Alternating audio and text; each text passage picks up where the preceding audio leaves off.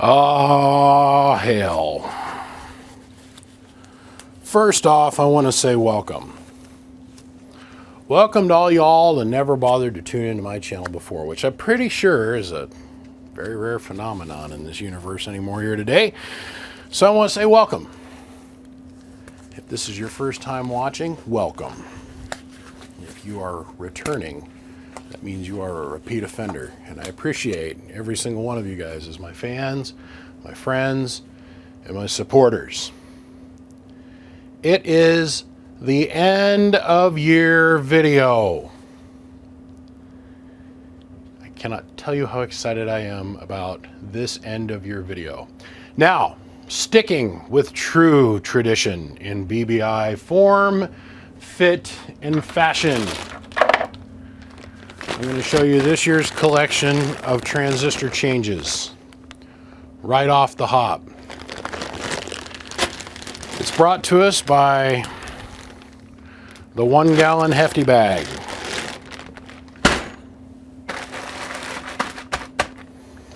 I want to thank the people at ICA right off the front, top and hop, for providing us with so many HG transistors this year. I want to say thank you RF Parts for selling me the last 2 pills that they had in their inventory of the 2879 transistors. These are them. These are the very last Toshiba transistors still sealed in the original package from RF Parts, to be purchased. My wife has been buying them secretly for me until they ran out. And I mean literally, we would buy 2 transistors a day, every day, for almost this entire last year until they ran out. She literally clicked buy, she went and paid, she clicked back, and it said out of stock. The last Toshiba transistors from RF Parts ended up here. Have faith, boys and girls. There's always more fun to come. So, I want to say thank you, Texas Star, for using so many DEI transistors that they all had to be dutifully replaced with HG transistors. Also want to say thank you, Texas Star, once again, for buying up and helping subsidize the fake Toshiba transistor market. Yay! More parts we get to change in the future. These are all good things. So, thank you, thank you, thank you. El Sharpay 2020 sucked. Exclamation point, exclamation point, exclamation point. The only thing that was a good side in 2020 is I actually took on more work this year. Have faith, ye young gentlemen out there. We have 400 plus more videos we get to shoot next year alone. And it's just on products that are here to be repaired.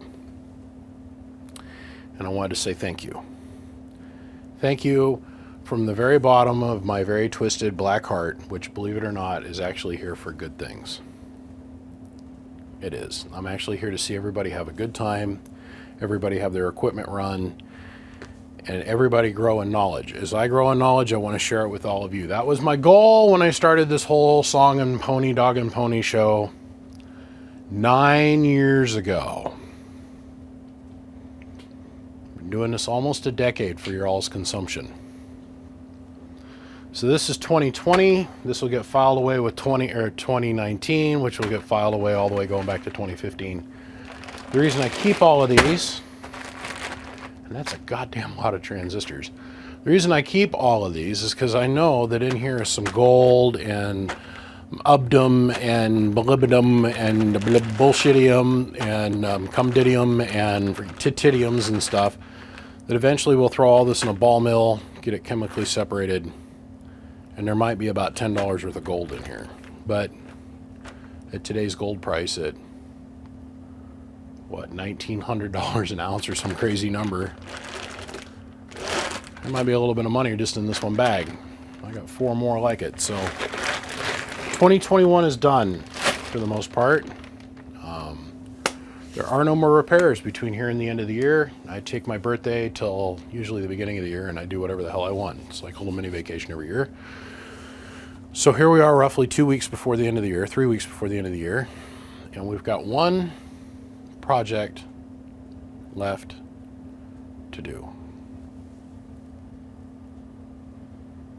Well, I might throw another repair or two in there, but for the most part, we got one more project that we've got to do. Now, sticking with tradition, I've got to tell you, about halfway through this year, we decided that there was going to be a massive change around the house of BBI.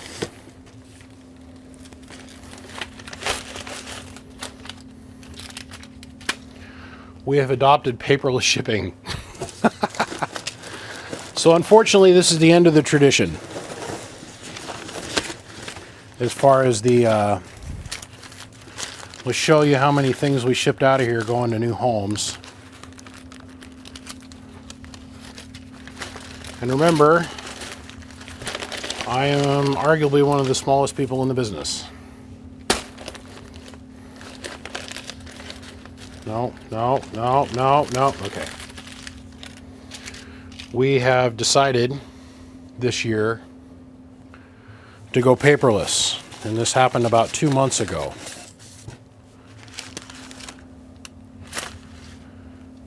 This represents, every one of these pieces of paper represents somebody we've helped, worked with, modified, or put back in business and got running. Let that slowly sink in for just a small second. Now, all that being said, we're not bragging. I'm humbly trying to help you guys understand how busy we are over here all the time. I have tried now forever to impress upon people on a yearly basis exactly what we have to achieve every year for success. And I stand back and I look at where I was started from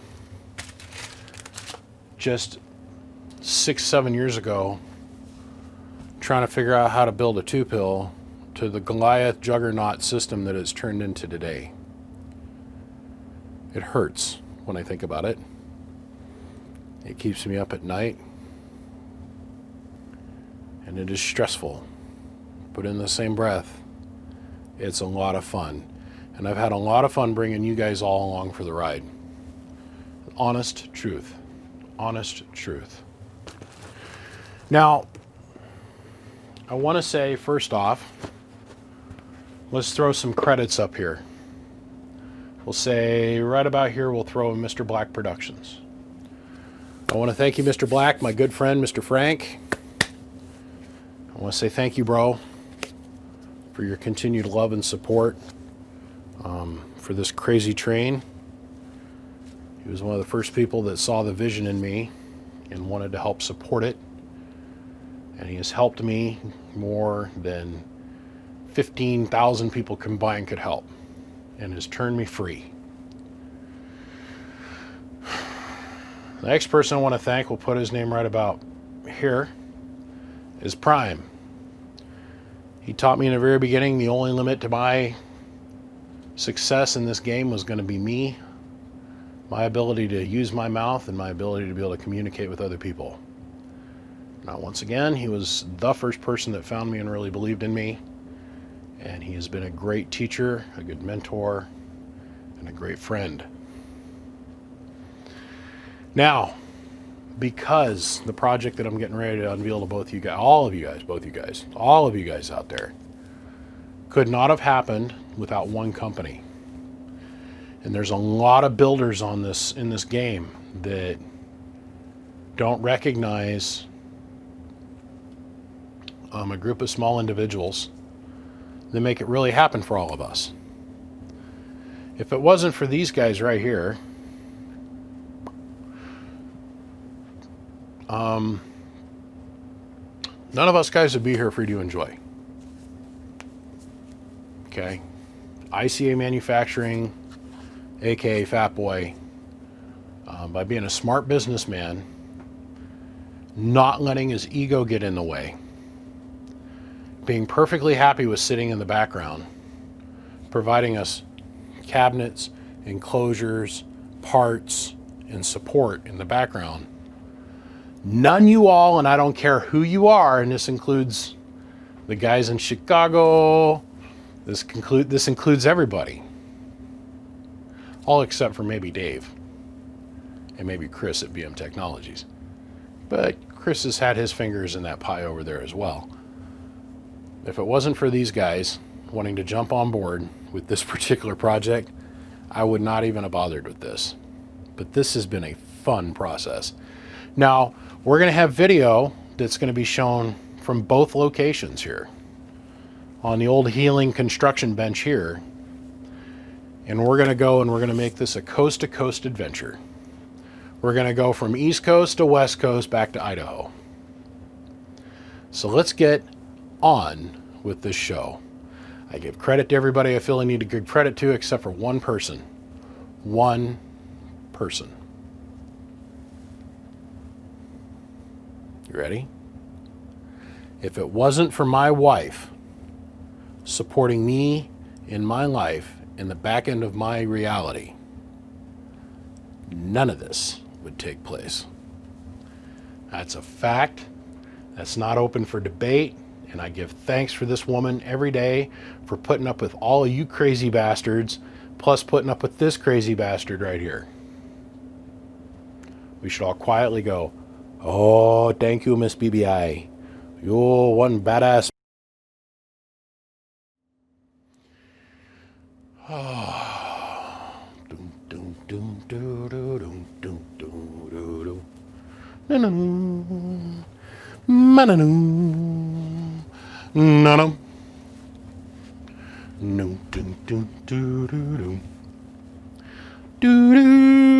Okay.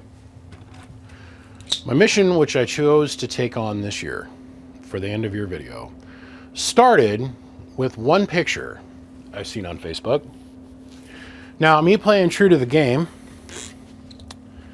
I always give credit where credit is due. If I see something that inspires me, I have no problem getting out on Front Street and saying, this is what inspired me. I always suggest that the people that are around me, if they're in this same game that I'm in, to do the exact same thing. Because 9 times out of 10, what actually ends up happening is somebody sees something that somebody else does, and then they try to take credit for them themselves and be like, oh, pat me on the back, I'm the man, not this other guy. I'm not that way. I've actually got a set of nuts on me, so I don't need to be that way. Needless to say, I'm cruising around Facebook one day, and my friend Kale Case, he put a picture of all copper heatsink. Now, that being said, I had a desire, a drive, a wish, and a dream about 5 years ago to do what I'm going to do right here today. Well, next week, anyhow. But I couldn't find the core, the cruxus, the center of that emotion. I could not find it. It did not exist. It wasn't available to me at that time. My budget hadn't grown that big. I didn't have the pennies to get her done. I didn't have the drive to understand the motivation or the words to be able to articulate it. All I knew is I wanted copper heat sinks. I thought that would be bad. And then I go and I look at Facebook. And this sumbitch, named Kale Casey, he's actually an awesome guy. Got tons of respect for him, good person. This son's a bitch. He's got these beautiful, skeeved heat sinks sitting on his workbench like, ha, bastards, look at the size of my wang. I went, you motherfucker. You motherfucker. How dare you? You stole my soul. So I grabbed the bat phone. Mud Duck Sharky. Yo, BBI, what you want? Yeah, Mud Duck, where'd you get them sinks, man? Oh, I had them made. Man, shut that. Where can I buy? I must have. Well, Kale was so cool that he told me on the phone, he goes, listen, I had these made for a project that I'm working on. I'm not going to discuss his project or his business. He told me what it was. He goes, I got a project that I'm working on, and I bought them just for that. And I said, did you now? He goes, but I don't know if I'm going to go that way or not. I've done some more research, and I figured out that water is more of an efficient way to go. And I'm like, oh, okay. You want to sell them? He's like, well, let me think about it, and I'll get back to you. I'm like, okay. So I hung the phone up with him. Like 5 minutes later, so, how much money you want? I annoyed the poor man half to death. I'm not going to lie. Because the instant I seen these 2 copper-colored bricks of gold, my heart skipped a beat. My little man sausage proceeded to go. And I knew exactly what I wanted to do. Because finally, my first time in my life, I'm in the position to where it's like, okay, I see a project that I want to go do. I have enough of you guys behind me supporting me that are like, dude, you want to go do it? Let's go do it. And I can take off and go do that project and then turn around and somebody out there wants to have it. I discussed in last year's video that I wanted to build an all copper amplifier.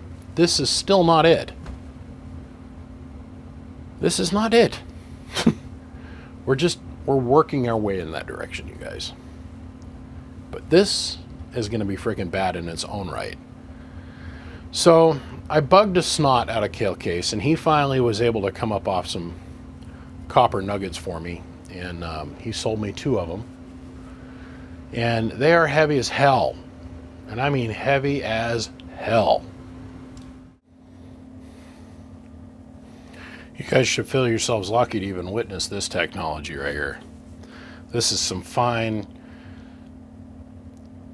super fine, graduated, educated, certified, made straight in China, sold at Walmart. Bathroom scale here that I hate to tell you, every single amplifier for the last 7 years has been weighed on so we could get a shipping quote on it before we left. It left here. This is officially what we weigh everything on. What do these weigh? Okay, so 8.8 pounds. There's a decimal point there. Here, let's turn the gain down a little bit. So 8.8 pounds, okay. I hate this scale. Hate this thing. Okay, 8.8 pounds. I'll see it's 8.8. Even for you guys looking at it on your iPhones, really old school screens. So what is that? 17.6 pounds worth of weight, just in copper in the heat sinks. So I get these 2 beautiful copper blocks of gold here, and my brain starts spinning. And I'm like, well, what do I do? What do I want to do? How do I want to go about it? Should I, what do I want to do? So I sat there and I thought about this, and I thought about this, and I thought about this, and I'm like, how can I do these beautiful skeeved piece of heat sinks? So I don't know if you guys are familiar with the skeeving process. It is amazing in a short order. But I want you to see how these fins actually physically make contact. And they bend up. These are actually little L's. Let me show you the skeeving process here. Hold on.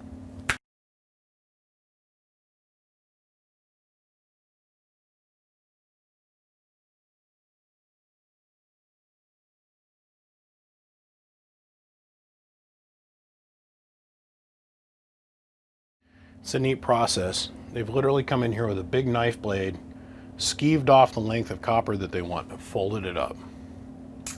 Folded it up. This is straight out of India, baby. This is some neat stuff. The only thing that would have made this cooler is if I would have had a continuous homogeneous length of heatsink for this particular build, but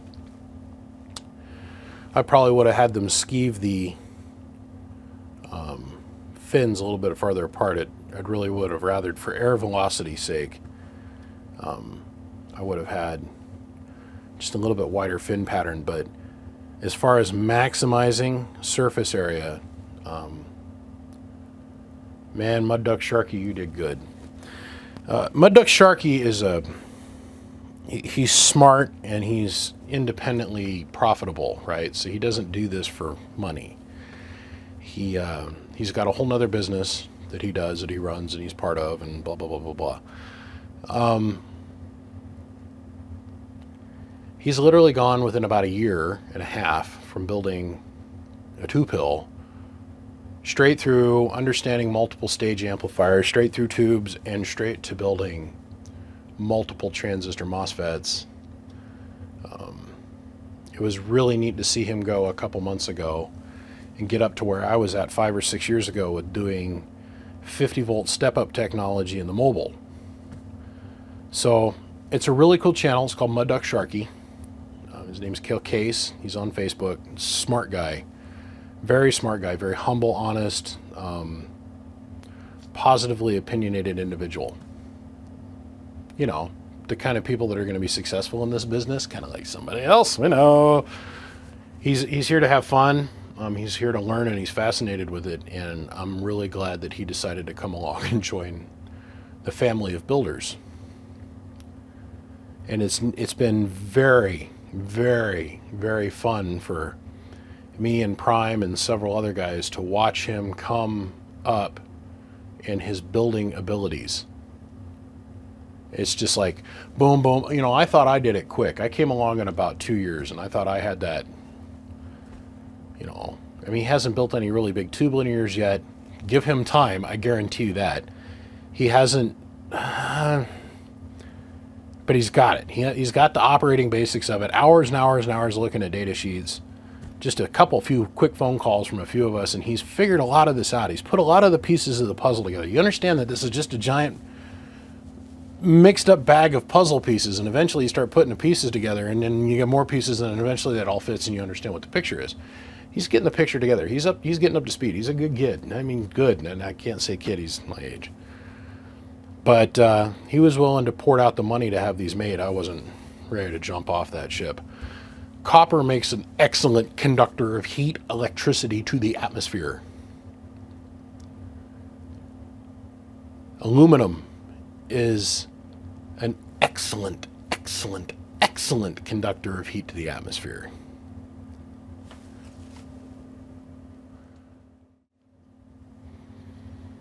I wasn't ready to put the money up for that. I just wasn't.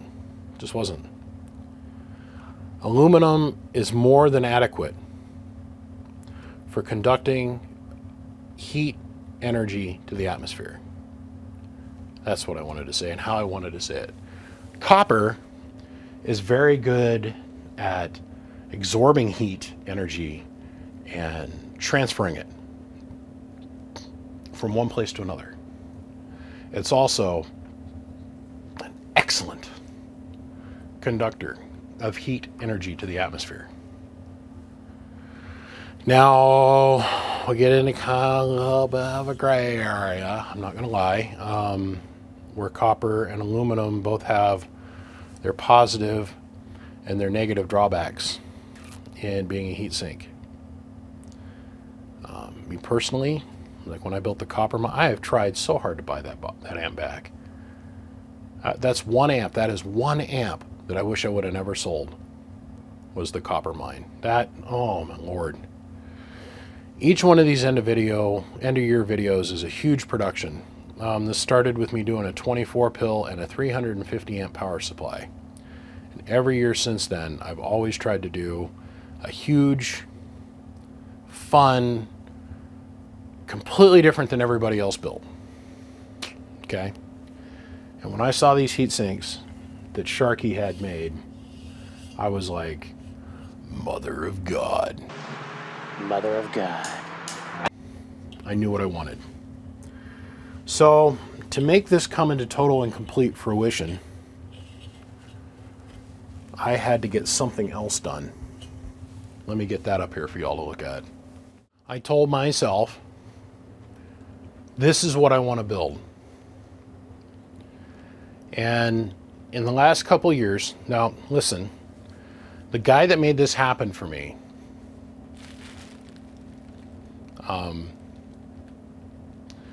when I first met him, well, I didn't meet him, I actually first started having interactions with him on the phone. He told me, he goes, young man, no offense to you. No offense to you at all. He goes, if you manage to last 5 years in this business, then and only then will I bother to learn your name. Well, I've been here for a long time and I'm not going away. I'm going to do this till my bones collapse. Y'all need to understand that. No matter how much negative stuff you guys choose you're going to say to me or say about me out there, all you haters that are tuning in to be jealous right now, I'm not going anywhere. It's just not happening. Well, I digress. Me and Fat Boy over there have become decent, we're communicating with each other well. So I called him here not too long ago and said, hey man, now that you own the metal shop, by the way, congratulations on that. That has been a giant heartache and a hole in his heart. And he has sacrificed more to be able to have that metal shop to provide us cabinets than any y'all will ever even understand. And I want to tell him publicly, thank you. And I also want to thank the crew that work with him. Okay? I would go and I'd list everybody's names, but I don't know if they'd feel too overly comfortable with that. The public figures that we all get to know and interact with, like Michelle and Nate over at Hopper, who works there part-time. I'll share their names, but please believe me when I tell you, all you guys in the back end, Dottie and the rest of y'all, I thank you guys for being here for all of us in the radio community. And I think it's amazing the service that you've all provided for all of us over the years. And I think it's great that it's going to be able to continue forward. But I called Tony and I said, hey man, how hard would it be for you to build me a cabinet out of all copper? And he goes, interesting. He goes, you're serious? I said, dude, you know me. I'm not going to bring something up unless one, I've got the money, and two, I actually want to go do it. And he goes, I don't think that'll be a problem. So, this is in the, oh my God, that is so heavy. This is in the raw, by the way, this cabinet. And you're probably wondering why I'm handling it with gloves. Because somebody put their hand just like this at one point and touched it. And the oil on their fingers caused the copper to corrode. Just a wee little bit. Well, since this has been here, I have not touched this with my bare flesh animal beaters, my hands. And it is absolutely pristine in the raw. So, first thing I've got to do is I've got to seal it. But this is pure copper. Now, I'm going to go off and I'm going to go seal this. And I'm going to pretend like we're on Mr. Rogers' Neighborhood. Okay, boys and girls, let's get on the train. We're going to go to Fantasyland. I want to say thank you, Nate. Thank you, Nate, at Hopper Built, for helping me get this video footage. I was initially going to buy this copper sheeting here, ship it to New York, and they were going to punch it down. He said he would get with his metal distributor. Obviously, it worked out to be cheaper, but I'm one of these people that I don't care what it costs me. The people that work with me and help me, I want to work with them to help them make money. My local metal shop that I buy all of my copper and all of my brass and all of that stuff from, I tried really hard to get them this business. I'm one of those people that I want everybody around me to make money, and I want everybody to be successful that works with me and that's in the radio hobby and shows to me that they're honest, they're loyal, they actually answer their phone, they do the work that they say that they're going to do. I want to see them be successful. I want to grow them. I want them to become more. I want them to blossom and flower, and I want us to all be together. Well, I went and asked my guy here in town. He gave me a reasonable price on the copper, but after we figured out what it would cost to have this shipped in a wood container, because it's this time of year, it's December, knowing full well we couldn't put this in cardboard, it'd just get bent. It was like $400 cheaper to go and have Tony get this made. So what you're going to see next is them literally busting open the cardboard and making this magic happen for all of us to look at.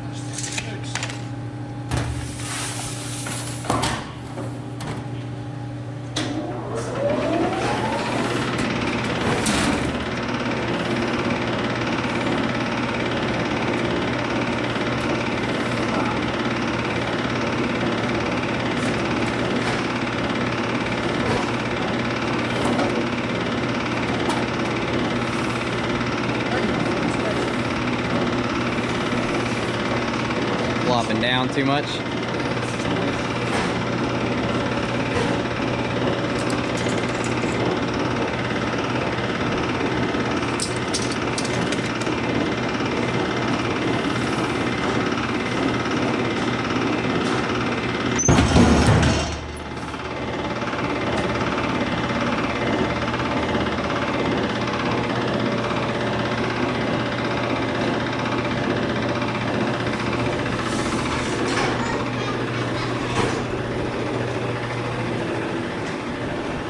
What are you doing?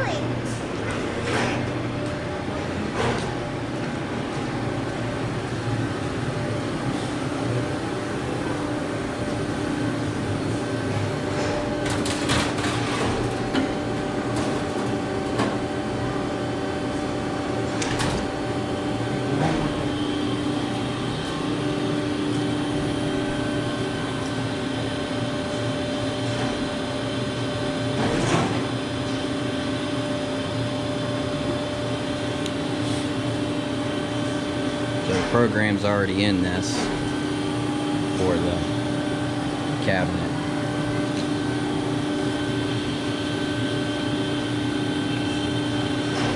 So this will punch everything out.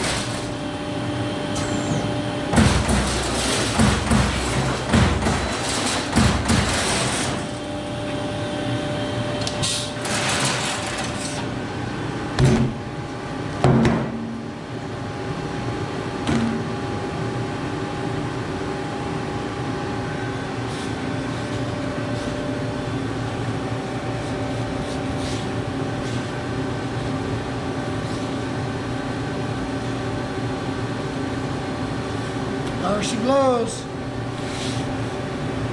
On to sanding next. Do the lid after that. Alright guys, machine number 2. This is going to do our lid. Cut out all the fan holes.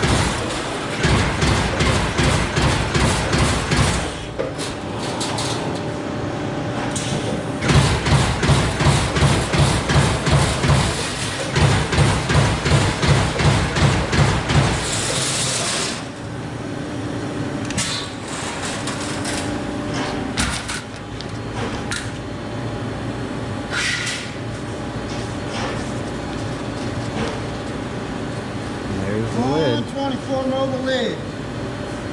I'll run it through the time saver next, and then we'll go from there.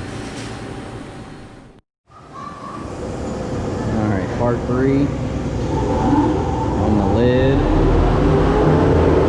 and the chassis. Here's the sander.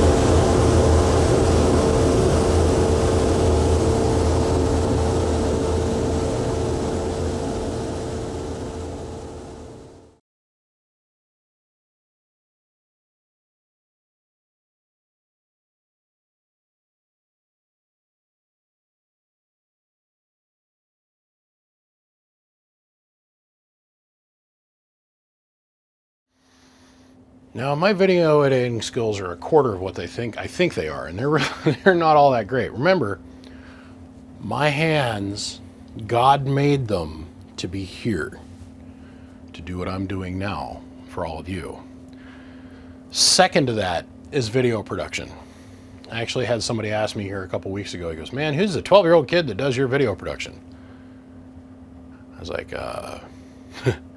me? Oh. Damn, dude, you do all that yourself? I'm like, yeah.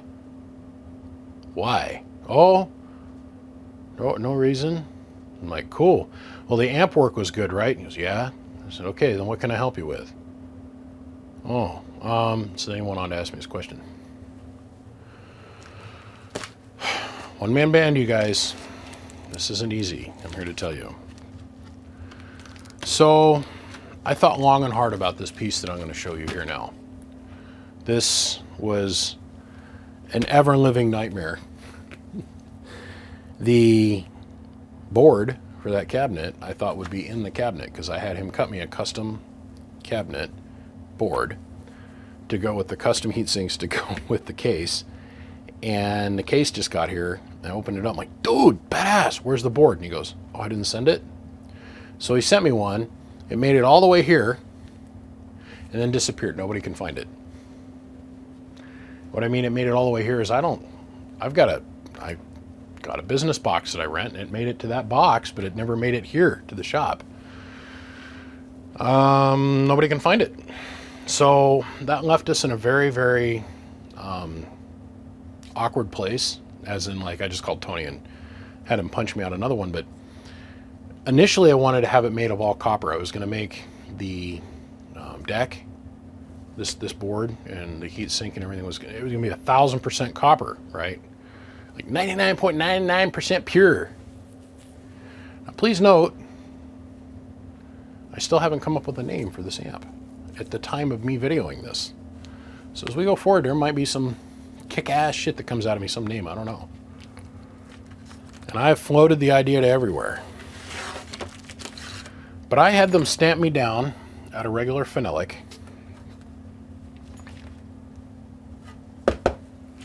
A custom 16-pill board.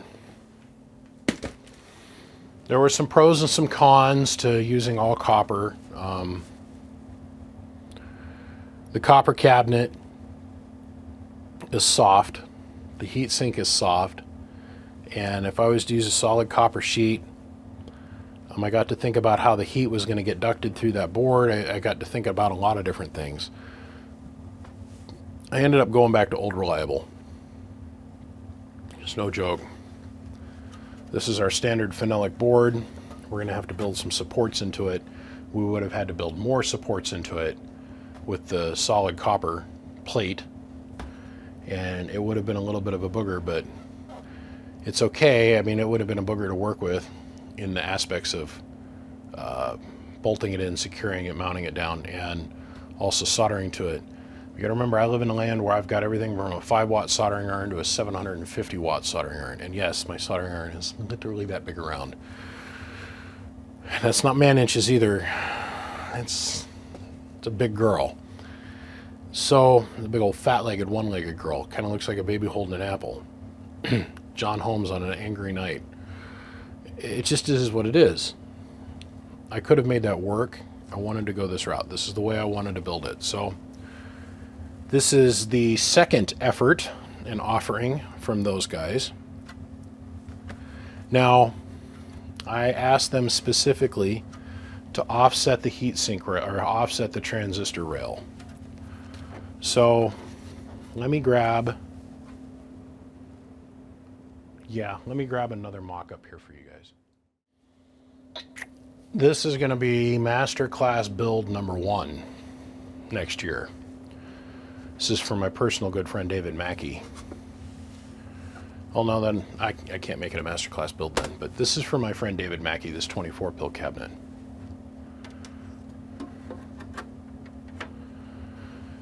I had them offset this punched out row of transistors for a reason.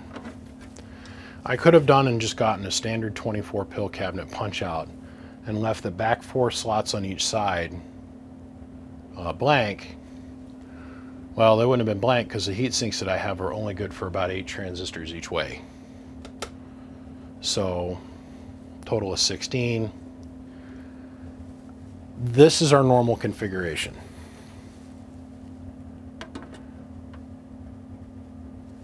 That's the configuration I wanted for this build. Now, they do make this little guy. This is the 12-pill configuration.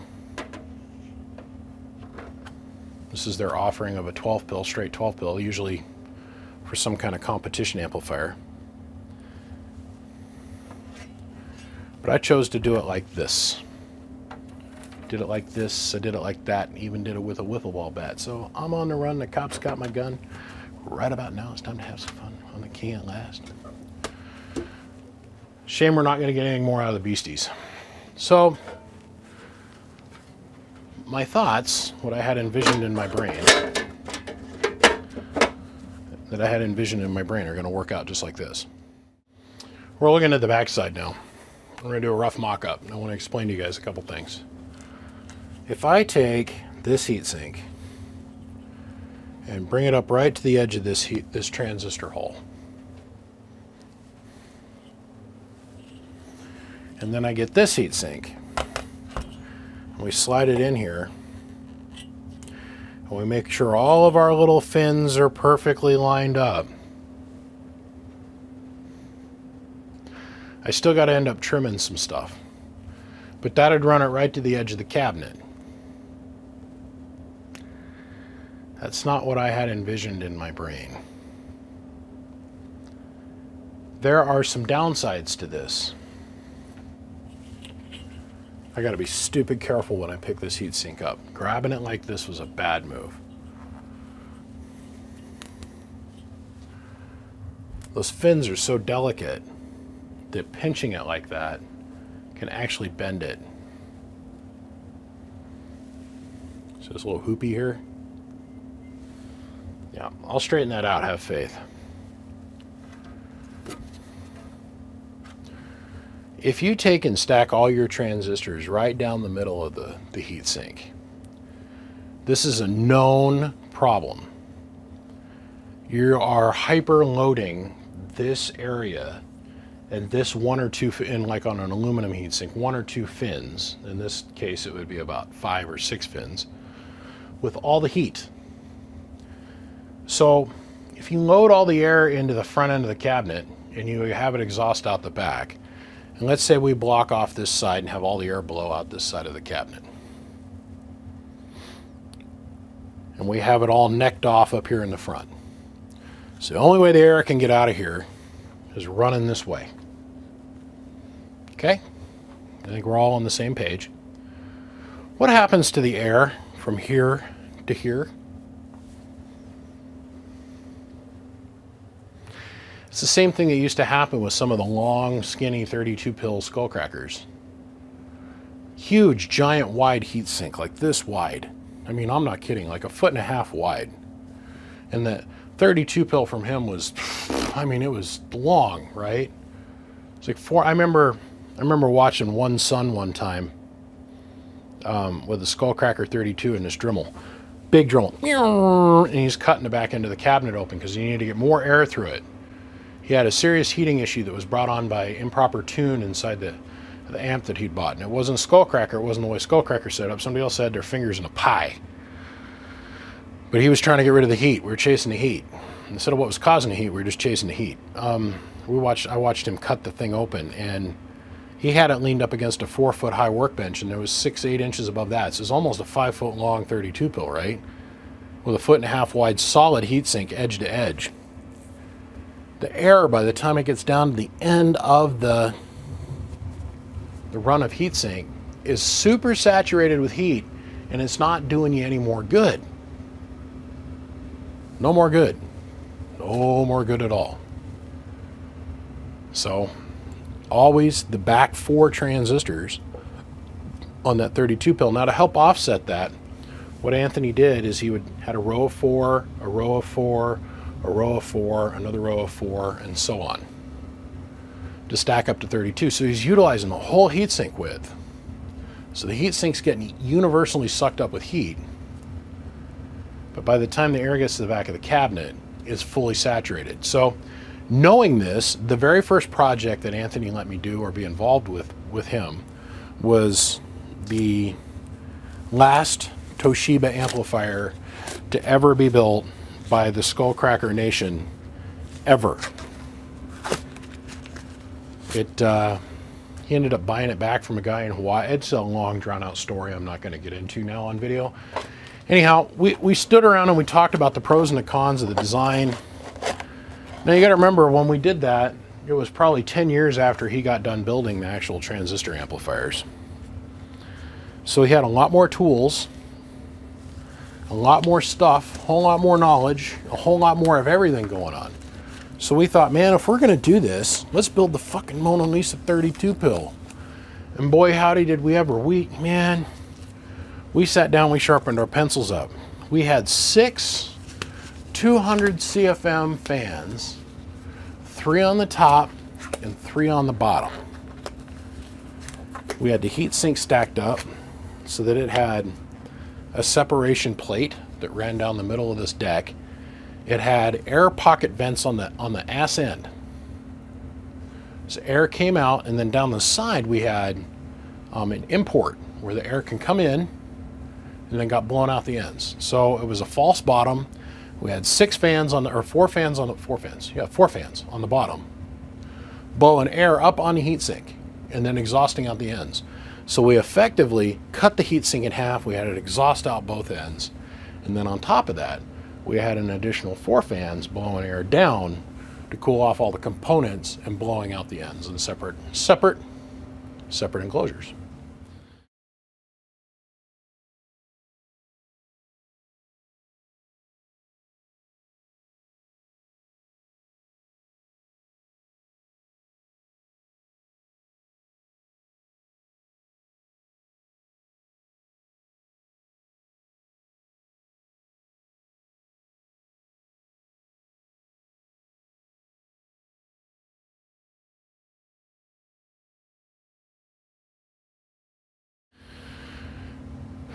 It was so pretty. It was so pretty. And we go through the whole process of building this thing. And the guy that bought it said, I don't want a video done.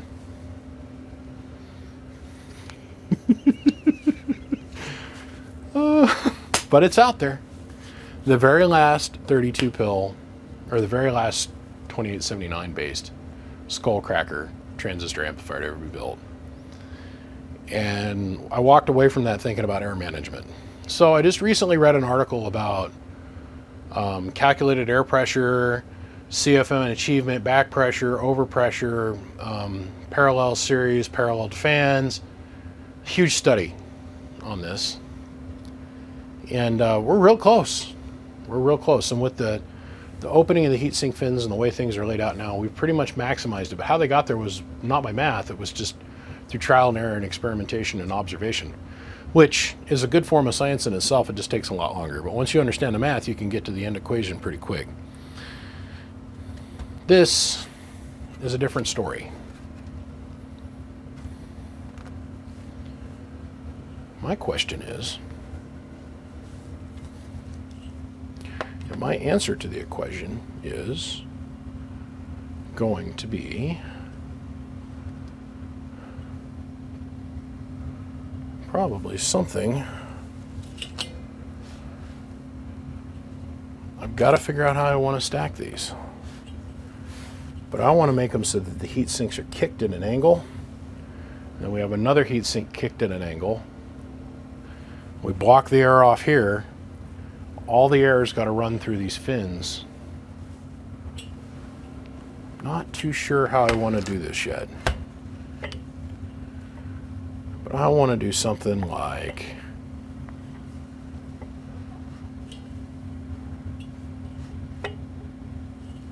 this. So now a row of our transistors are doing this.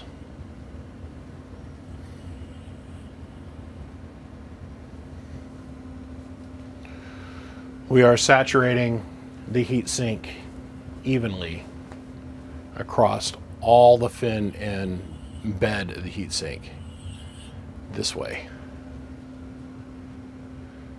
That's my goal. Haven't quite figured out how I'm going to get that done yet, but that's my goal. So just bear with me, you guys. Bear with me. As you all can see, there's this piece of Captain here, this tape.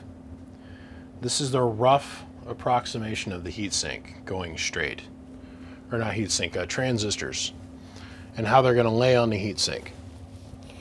So I have a bunch of stuff that I've got to do over here. I got to bring power wires, and my cap bank and all that kind of crap's going to be over here in the corner. Or down this side of the cabinet on the top.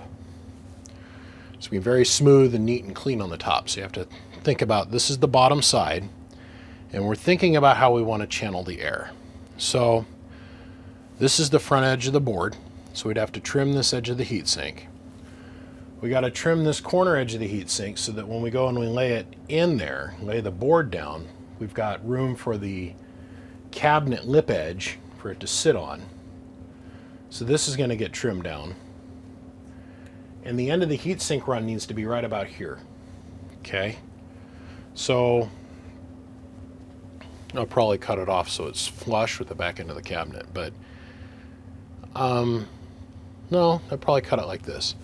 I want to maximize my gap here at the back of the cabinet, which this works out to be about 2.5 inches worth of opening here by 1.25 inches high. So what we're trying to do is figure out how we can maximize the amount of air that's being shoved in the front so that it has the most contact with the heatsink fins, but allowing us to have the most non-affected airflow. Every single time I make the air have to make a turn, we've already got this hard 90-degree oblique angle that we have to make, equals resistance, drag, and turbulence. And we want to have the most laminate airflow that we can. So imagine in your mind that there's a wall built here. So it's pinned off to the edge of the cabinet up front. There's a wall that's built here. It goes right down the edge of this heatsink. And then we'll have another wall that starts here and is capped off to the edge of the heatsink. So all the air that's going to exhaust out of this cabinet, we've got our couple inches of expansion space at the back of the cabinet before it blows out the back. We don't want to run the cabinet or the heatsink right up to the edge of the cabinet to the orifice opening at the back of the cabinet, the vent opening. That causes too much restriction. So if we set the heatsink back by about 1 inch, about 2 inches off the back end of the cabinet, the velocity picks way up. Our resistance goes way down. The air can kind of recollimate a little bit. And that little dead space is pretty important at the back of the cabinet. We figured out. So what I'm thinking is that this heatsink is going to eat a ton of air, but it's also overlapping. So there's going to be a little bit of heat migration that takes place in the airflow through this space.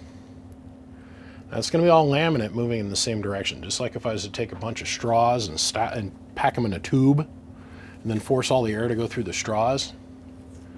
Well, even the internal surface area of the straws represents drag. But at the end of the straw, all the air molecules are roughly moving in the same direction. And it becomes laminate, smooth, straight, flowed air. We have the same thing taking place here, except each one of these veins, these fins, is a straw. You have to think about it like that. I want to capitalize on being able to get the most unheated air to this back heat sink that I can get. Because remember, it's only sucking up, what, about 4 or 5 transistors worth of heat? Where this one's having to suck up 10, let's say, transistors worth of heat. But then it's got all this outside contact area with this dead body space. But then we have that, once again, laid over airflow here in the middle, where the hot air that comes from this bit of heatsink is going to directly transfer into this bit of heatsink. We have to give it airflow on either side, or a significant amount of airflow, to keep these back transistors from overheating and keeping it balanced. Now we're going to capitalize on heatsinks, the copper's ability to absorb heat. Remember, copper really strives in the department of absorption. Okay, where aluminum really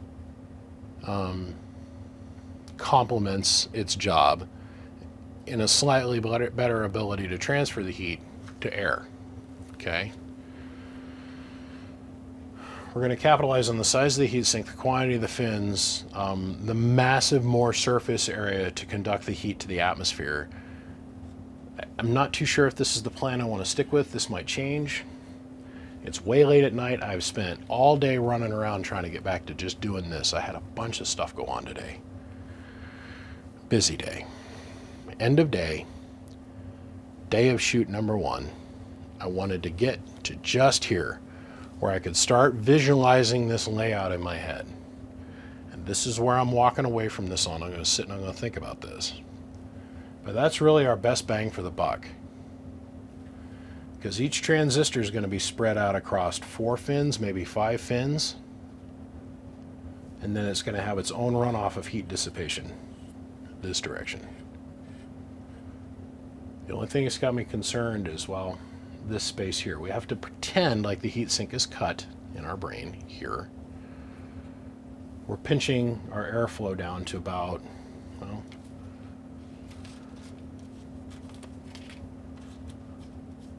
this much space for this much heatsink. I'm not digging that. I'm really not digging that. I could just cheat and do it something like this. The reason I call this cheating is because what we're going to do is we're going to take the equal amount of heatsink stock and remove it from here that we're going to remove from here. Mount them straight. This has the exact same amount of heat exposure as this one does, has the same amount of transistors on each heatsink. We build one straight wall. It's not nearly as complex going up to the front. We snub the air off here. The exact same amount of exhaust distance, the exact same amount of heat sink or heat pickup on this side of the heat sink going in here versus over here. We cut here, we have the same amount of, and there's less air restriction here. I think this might be the best way to go. But like I said, I want to think about it. Now, the downside to orientating, once again, the heat sinks like this,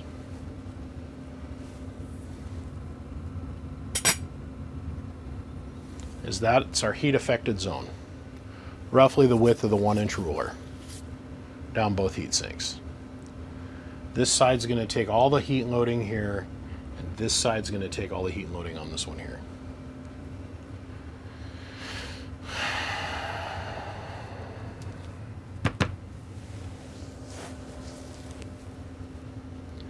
Yep.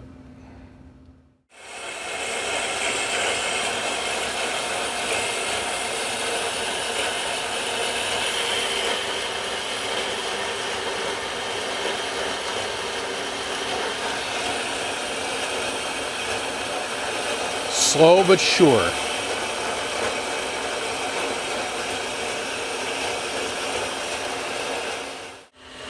So as that thing sits over there and chooches in the bandsaw, I've got to unscrew this. If we look at these fins, they're mostly obstructed, and that's from the bandsaw cut. Well, it was even worse on this side, the primary cut. So what I've had to do is go along with a razor blade and a file and do this to both sides of the skeeved heatsink to knock the little burrs off. Because I don't want to have any obstructed airflow of any kind. See? Little tiny curls. I don't want to have any obstructed airflow like this. You know, see how some of those, it's all burry? Well, that's restriction. So what I got to do is come along with a razor knife, and I cut down through here, and I scrape the big chunks off, then I knock them out. Then you come along with a wire brush, and then we wire brush it, and then we come along with a file, and we got to run a file down every leading edge of this thing. Now, I spent the night and I thought hard and heavy about this, and we're going to go with the offset construction. So let's see, 1, 2, 3, 4, 5, 6, 7, 8. I'm going to put 8 transistors per sync, and I'm going to offset them. Probably something like this, and then have the other one offset this direction. The reason we're going to do that is for ease of construction. I was really looking at that twisted pattern that I was talking about, where I was taking and going to turn the heat sinks like this. And it causes too many problems. There's too much airflow restriction here. And yeah, it's a great idea, but the air is not going to be able to get out. And we want to maximize our heat dissipation. So it'll probably sit something like this. Then we'll build an air ramp that goes from here straight forward, and it'll block off the front side of the cabinet, so we can force all the air to go down all the heatsink fins. The trick, and this is going to be a hard trick, is to mount the heatsinks so that the fins all line up. So we'll probably have an overlap of something close to that. Whoa, where are you going? Hey, come here, camera.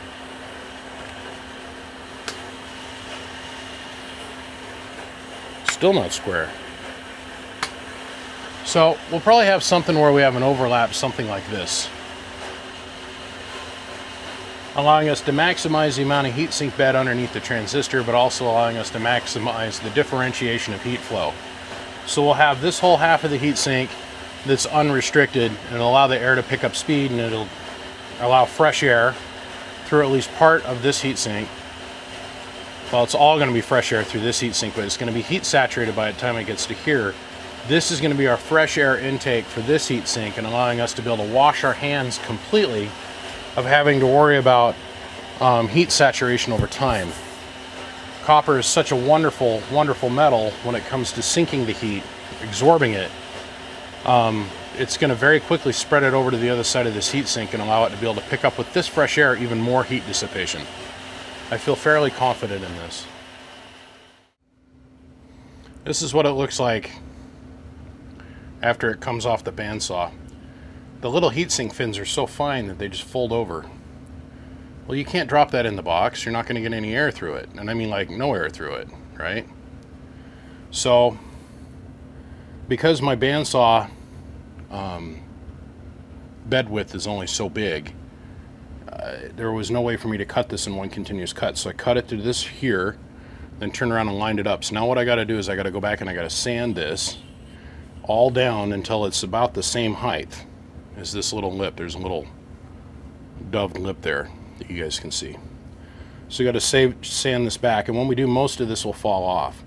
And then I got to go through and cut each one of these by hand and clean them out. So I'll show you what I mean here in a second. Okay, so I got all the heatsink fins cleaned out. And then what I did underneath is I cut a bunch of phenolic strips that are the same height as the heatsink here. And I laid them down in here. So this whole thing is full of phenolic strips going this way across both heat sinks. And I did that while I had it laid out on top of here as my pattern. So when I went to take it apart, and then I marked the heat sink also with Sharpie, so I know that I'm lined up. And the tricky part is to make sure the vanes of the heat sink are aligned, okay? And that's what the phenolic does. It guarantees me that there's going to be a majority of the space between. I mean, are we going to be able to get it dead on? We're going to try. I mean, we're really going to try. But the phenolic allows us to get a majority of the thing lined up. So we also gave ourselves a tracing here on the back.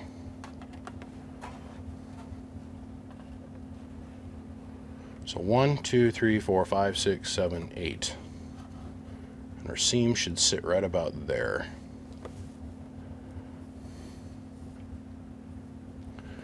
Now, if I get down here on the ground and I look back up, I can lay out our trace pattern.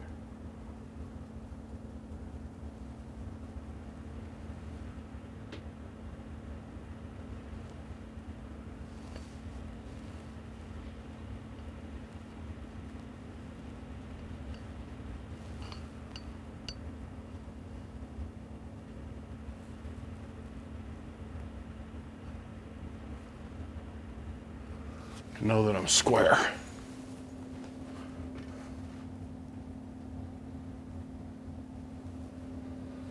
That should be pretty close. So what we'll go through is I'll tap here, tap in one here, I'll tap in one here, I'll tap one here, and I'll tap one in here. And that'll get us started. But before I go and do that, I have this other option.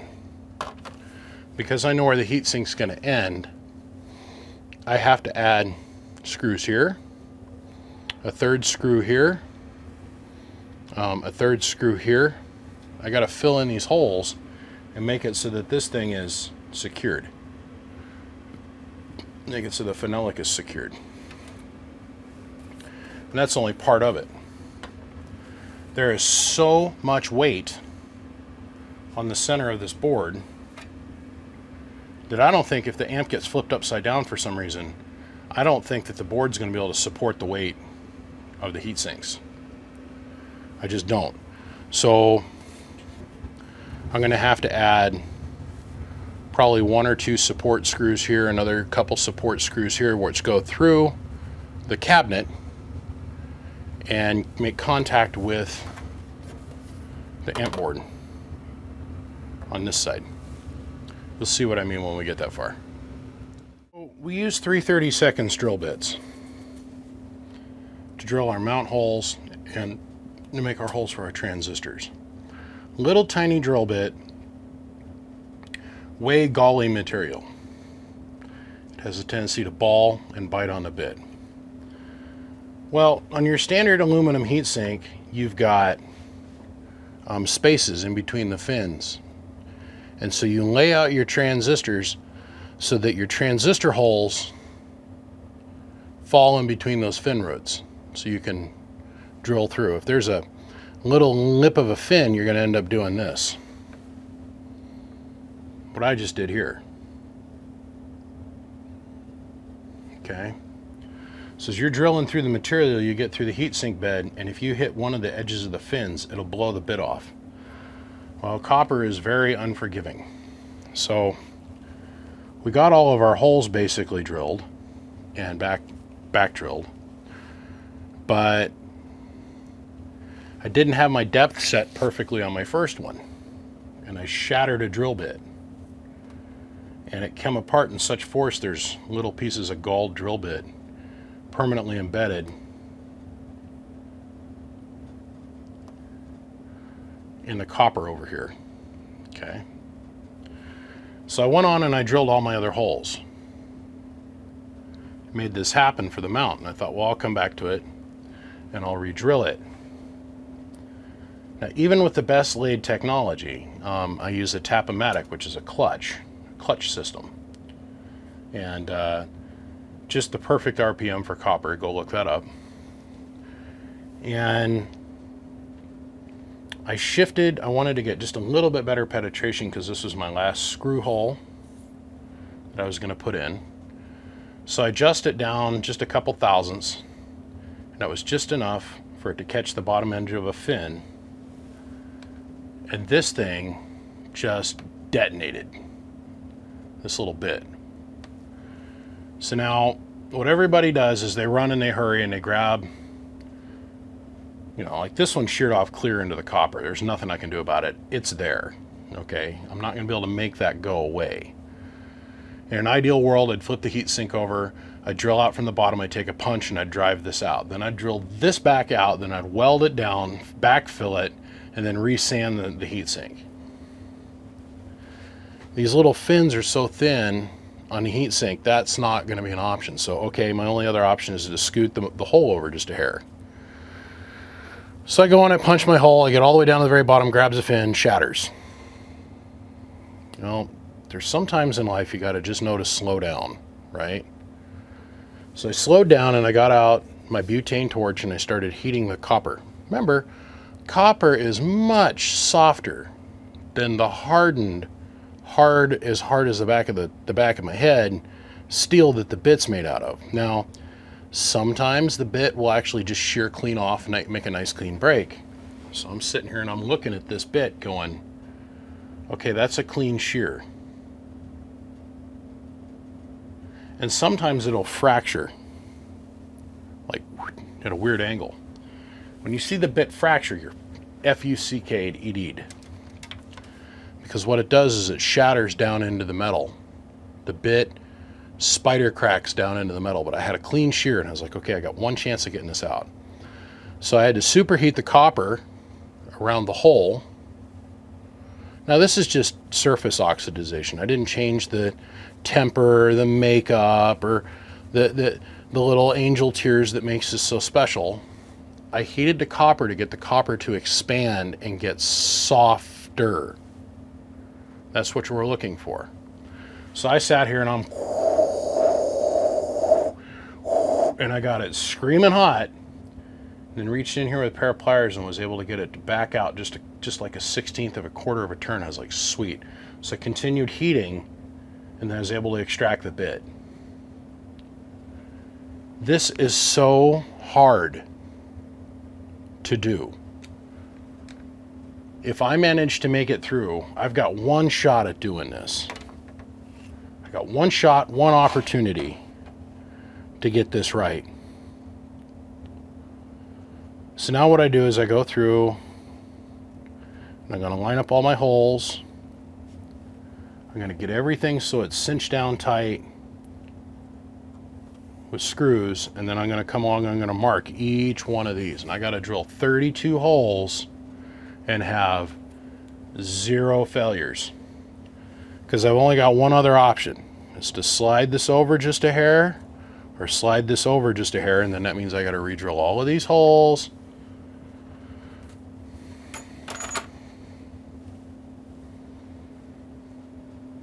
Be an amp builder, they said. It'd be fun, they said. Have big dreams and aspirations in your mind. It'd be fun, they said.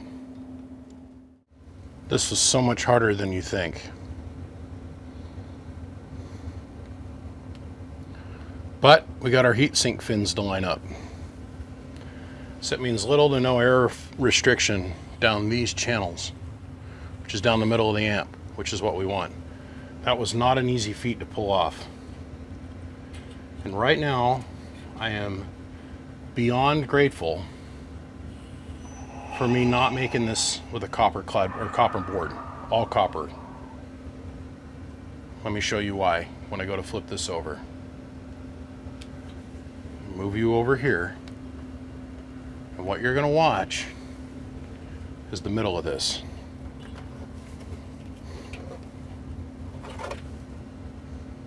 I would have just bent this piece of copper right down the middle where the phenolic flexes back.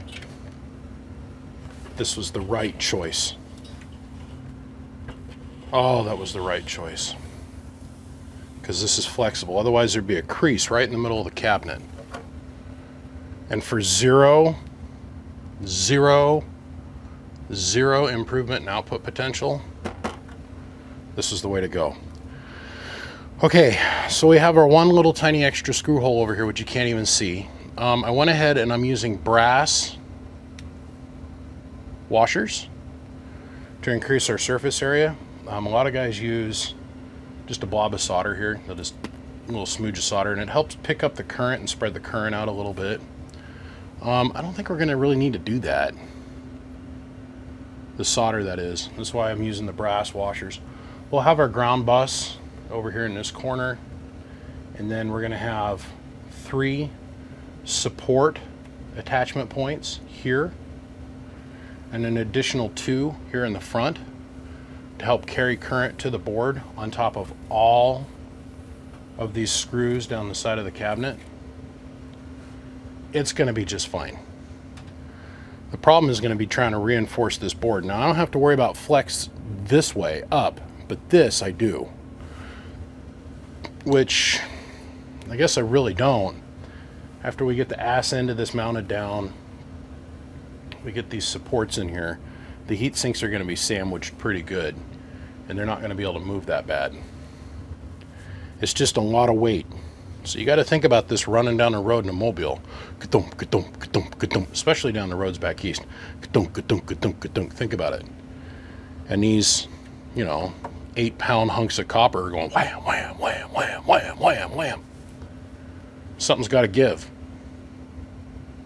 And if I would have used a solid sheet of copper up here, oh, that would have been bad.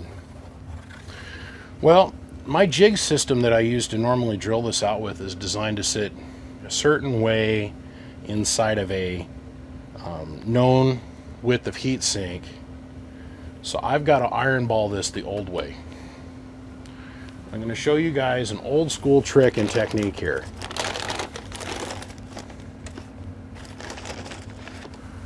Let's grab a Toshiba.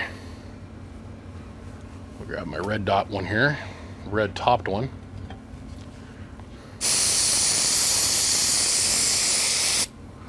We'll get it all cleaned up.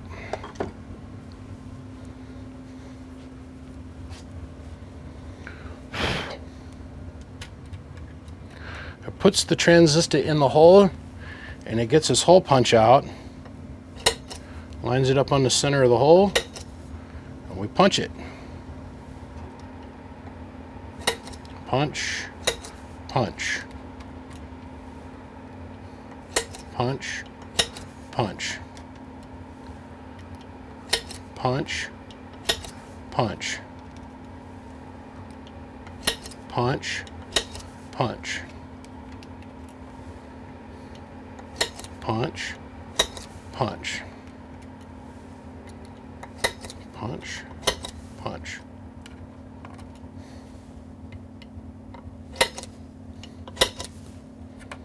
I have a jig just for this. And it actually bolts, you clamp the heat sink to the jig, and it's a hardened piece of steel, and the drill bit rides inside that guide. I don't get to do that with this one. The other thing it does is it supports the drill bit side to side, and it helps you reduce the chance of snapping the drill bit off. Now, the other thing you do is you go and you choke up on your drill bit in your drill press to where there's just like this much of it hanging out the bottom end of it. Just a little tiny bit, and then you set your depth gauge perfectly. I mean, like, perfectly. Because if you apply too much pressure and you're only grabbing up here on the end of the bit, because we're not running, a computer-driven CNC to drill this or nothing, we have to worry about the bit bowing and breaking. You just go slow. And dear Lord, I hope I don't F this up. Because if this bit gets broken off doing these holes, how do you want to think about it? So I did this test piece, and I set it so that the bit would have intentionally, it would catch one of the skeeved fins. I got my depth just right. I got my RPMs just right. So now we'll take this all apart, pull out each one of the heat sinks, and I'm going to go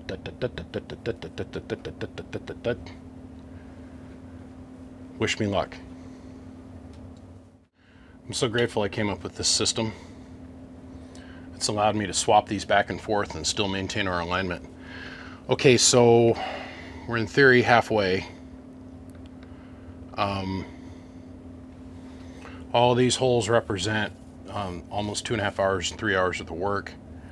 First I drilled them, then you got to chamfer them back, and then I'm taking a standard pill screw, which we're not going to be able to use, and I'm running it down in the hole and then backing it out and running it in the hole, and then backing it out and running it in the hole and backing it out.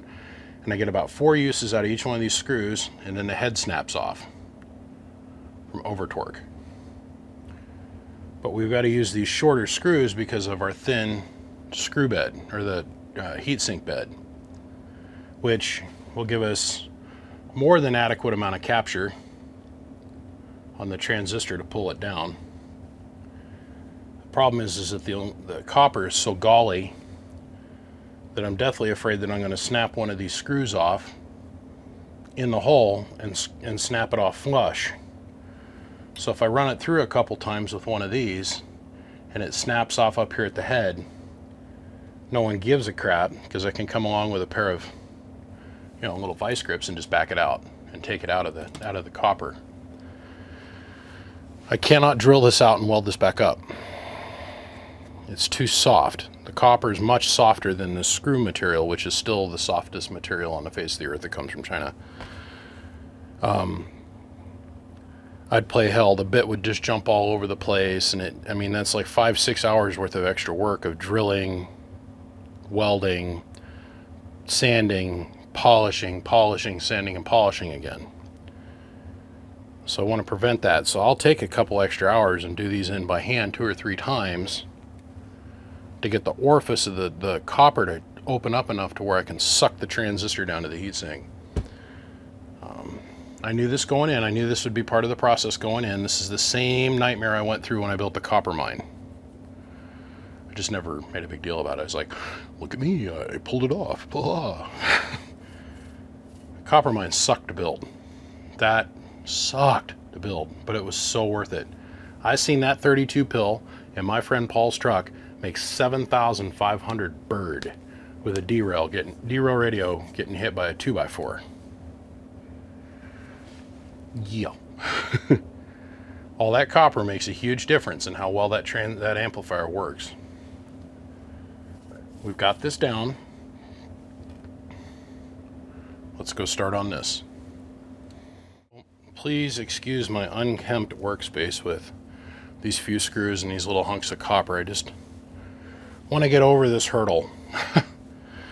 I went through and Scotch-Brighted the area where the transistors lay. I'd run my finger over this and I could feel tiny little ridges. Even though I'd countersunk these, chamfed these holes, there was still, even from that, a little bit of a ridge. And that's unacceptable. You and I both know that. Any kind of little ridge or pop-up surface or anything can cause you to have transistor failure. So what I didn't realize is as I'm drilling these, my drill bit's slowly slipping up in my chuck. So I had to go back, especially on this one, and re-drill all of these like 3 times to get the right depth. And then each one of them I had to come back and I'd do a screw in, pull it out, screw in, pull it out, screw in, pull it out, and then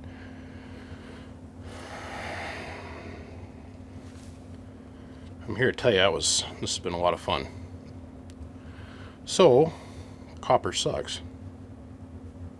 And I remember after I did the copper mine, I told all my friends, like Zane at Big Rig Radio, my good buddy there, I told him, I said, man, I'm never doing this again.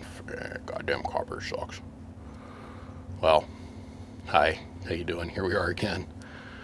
So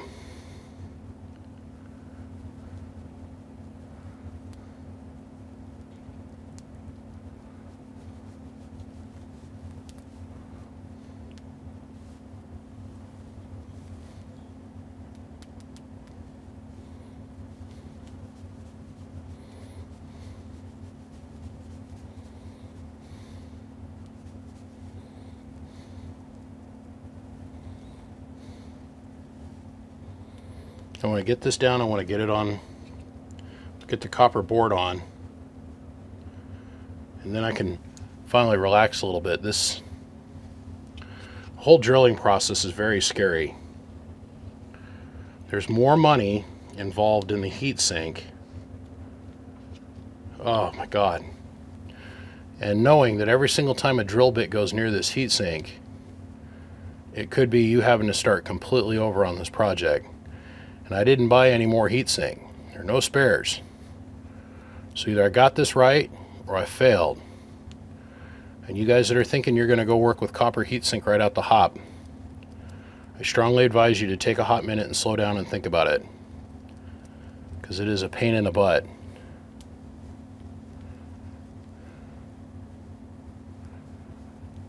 This isn't the home gamer start heatsink. I'm here to tell you that.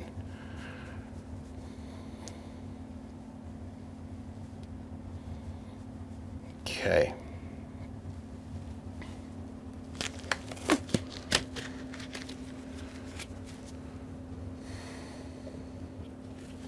Believe me, from somebody that has tested every type of thermal compound there is, just use thermal coat. Buy it in bulk. It's like 20 bucks. It's the best stuff you're going to get. Now, lots of friends of mine are like, you can hear them beating their chest. I've tested it all, and I'm here to tell you that that liquid metal works really good. It's the best of them all, and it's got the highest conductivity rate. I'm like, okay, you'll see. If I ever make the statement to you, you'll see, that means I don't want to argue with you, but I've already been down that path. And I'm here to tell you, I know that you're probably got the best intentions in your heart. I know I did when I would go to test that kind of thing. And I found out the hard way, it wasn't worth it. RF and liquid metal in non-controllable orientation situations does not work out well. This stuff has a tendency to migrate. This stuff has a tendency to break down. It has a tendency to also act as a non-conductive but conductive capacitor. There's all kinds of problems with using liquid metal. Just use thermal coat. Just use thermal coat. This is almost a full day's worth of work this year. And I'm proud to say we are past it.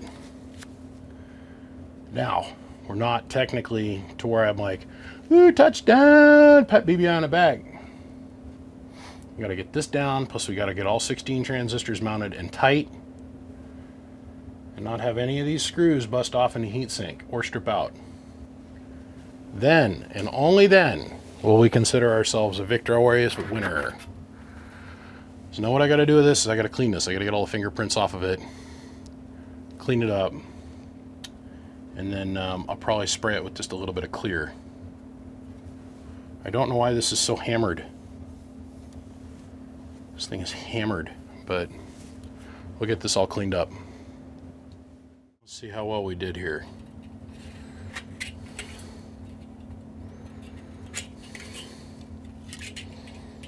Oh yeah, we did good.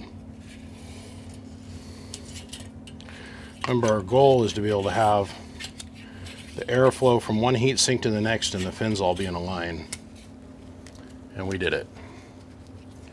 So we've got both these heat sinks indexed properly on this board, which makes me very, very excited. All right.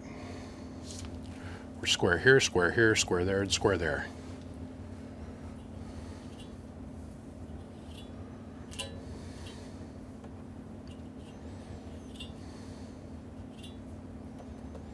Yep, okay. Got to build a blocking panel now for air. Well, now it's time to bust out some of the Master Jedi soldering skills I have.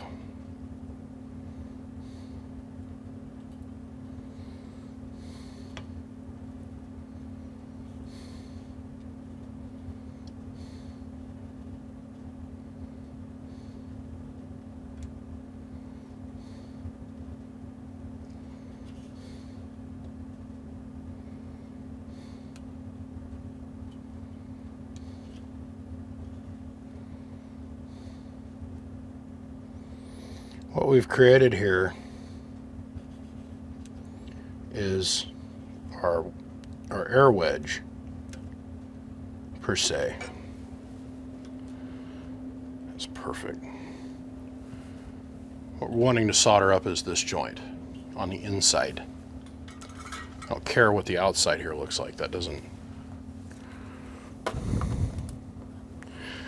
mean anything to me. What I want is this joint to be solid here. Okay, this little bit of overrun doesn't mean anything to me, because we want to keep this copper barrier in place. Now I could have easily done this with phenolic and it would have looked really cool and would have been just as badass, but this is better because it's 32 thousandths thick copper, and any day with 32 thousandths thick copper is better. I'm trying to stick with the theme here, you guys. Just run with me.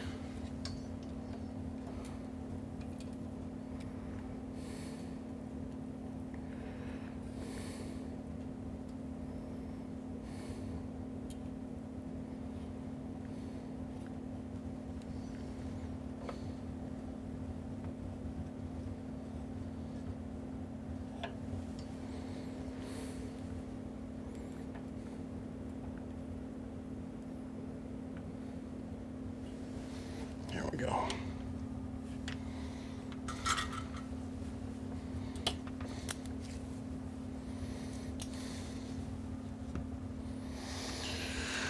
I wanted to do this before I get the transistors down. Then the only time I got to flop it over again is to do the power wire and remote wires. So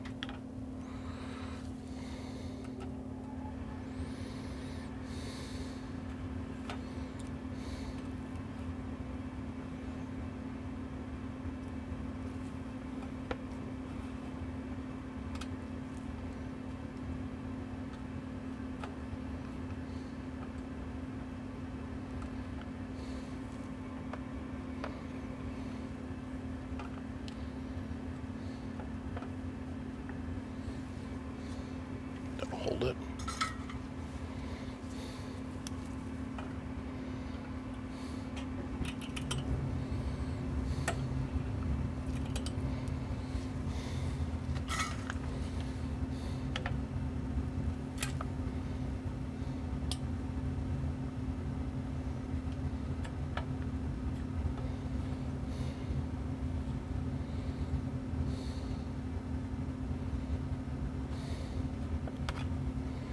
Okay.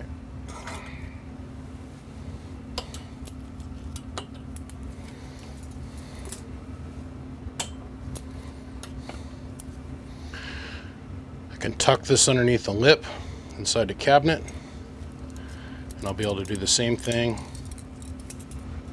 with this one over here when we're done, over here in the corner.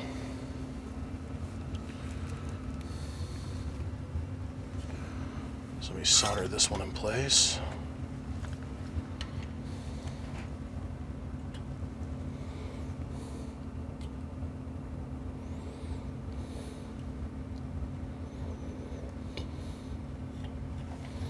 Yep, a big enough soldering iron. I firmly believe you can solder just damn near about anything.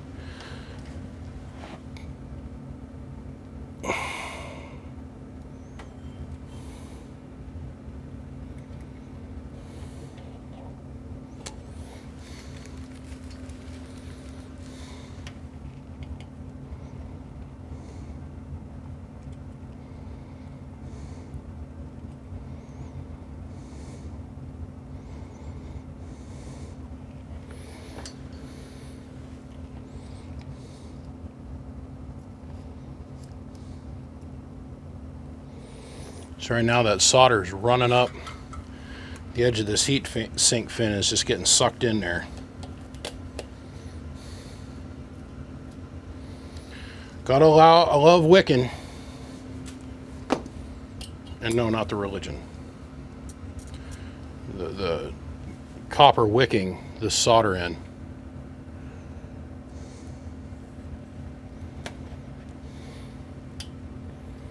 And that's on there, so I'll tuck this down in the cabinet. Then all I got to do is bend this ear over and it'll block off this whole side of air release. Remember, we're wanting to force, with due diligence, as much air through these fins as we possibly can get and not have any of it run by with little to no resistance. Okay, that is done. let's go mess around on the top side. You're absolutely kidding yourself if you didn't think I was going to come back and clean all this up and make it look pretty. Come on, man. It's me. Have faith. I'm not screwing around, man. Shit. So, with this shield being here, and then this shield up here in the corner, which we can bend after we get this thing in the cabinet, we'll take and we'll bend this over to match the cabinet overhang lid. There's going to be a lip that's right here. We've now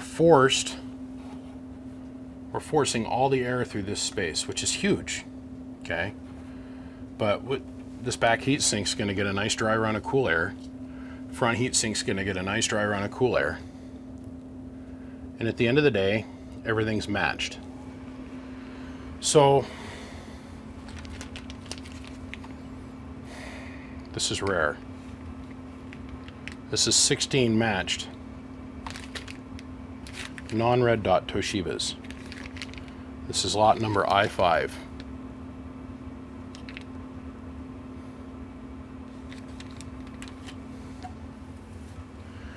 And at the last traded value that RF Parts put on those,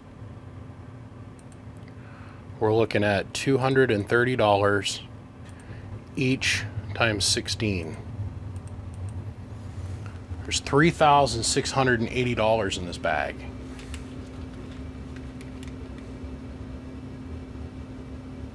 Just slowly let that sink in for a minute.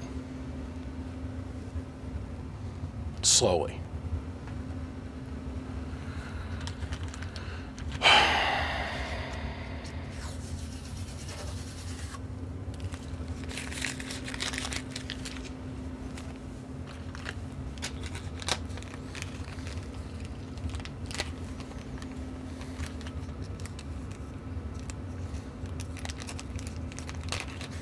This is in a matched set. Matched set. That hasn't been available for a long time. And I mean a long ass time.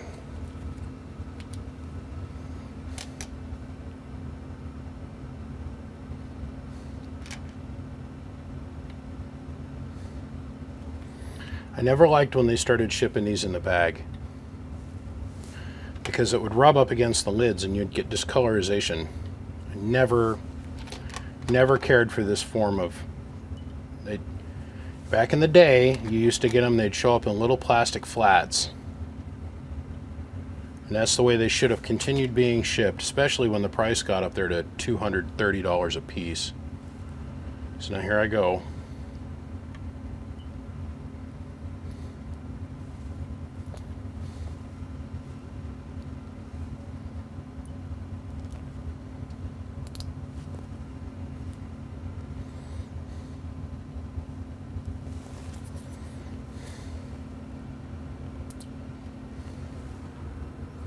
Getting all super focused on what I'm doing here and thinking about the camera. My buddy, Prime, says, man, now I understand why you do some of the things that you do.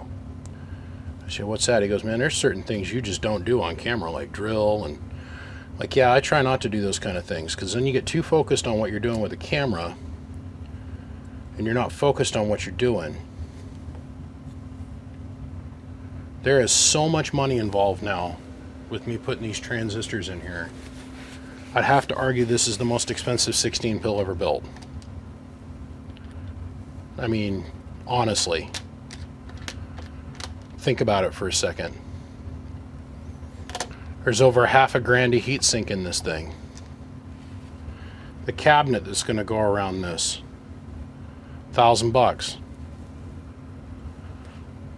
The custom cut board, $300. $400. Almost $4,000 of transistors. And then we're going to talk about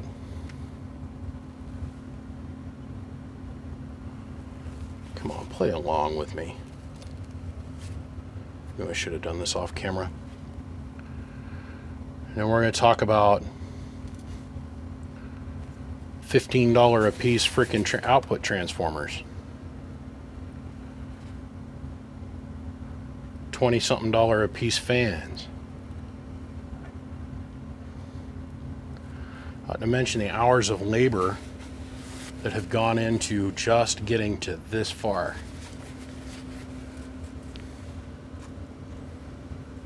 And I can almost bet you money somebody's going to show up and say, well, you know, so-and-so back in the day did it before you did it. That's great.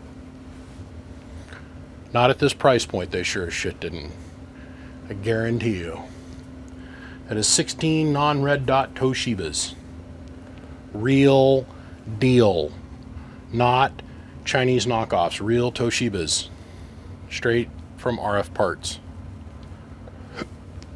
Oh, God. Gives me heartburn just thinking about it.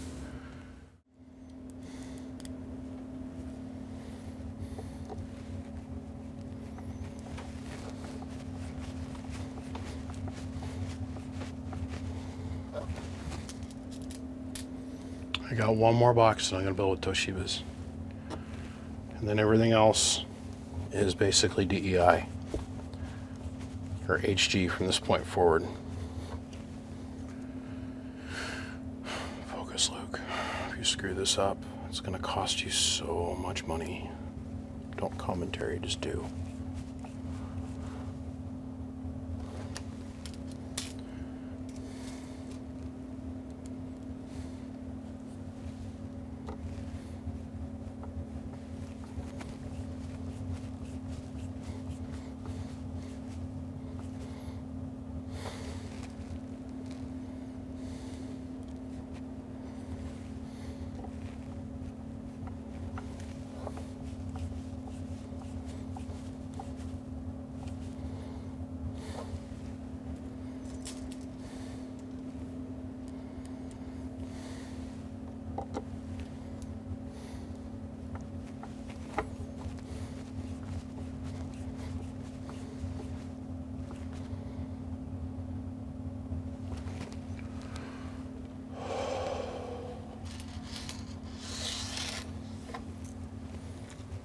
That was stressful. This whole afternoon has been stressful because it's so many different things that if it goes wrong, it's either completely start over or I have to rework the situation, which will cost lots of time.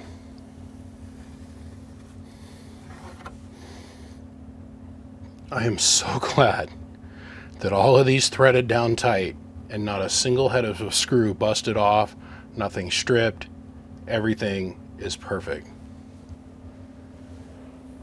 Oh Lord.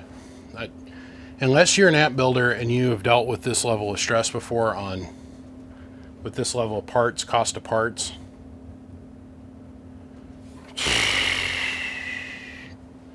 man, you don't even know, you don't even understand. Don't even understand the amount of time and energy and prep work that went into making this one project happen.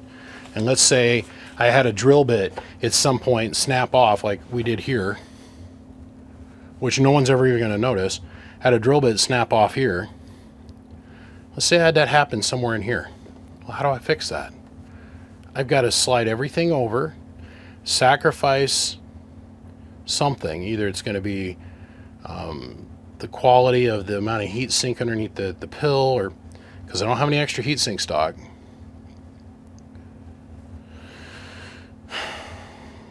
If I had one of these holes strip out, I had to pre-thread them all with other screws.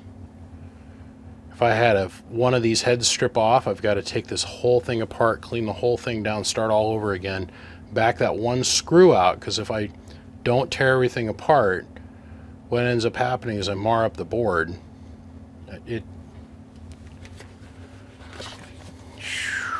Man, I'm gonna sleep good tonight. Look at this.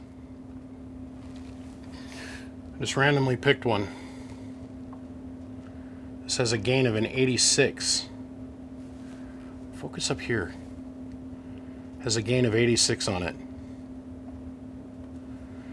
With the little Atlas tester, they test a little low.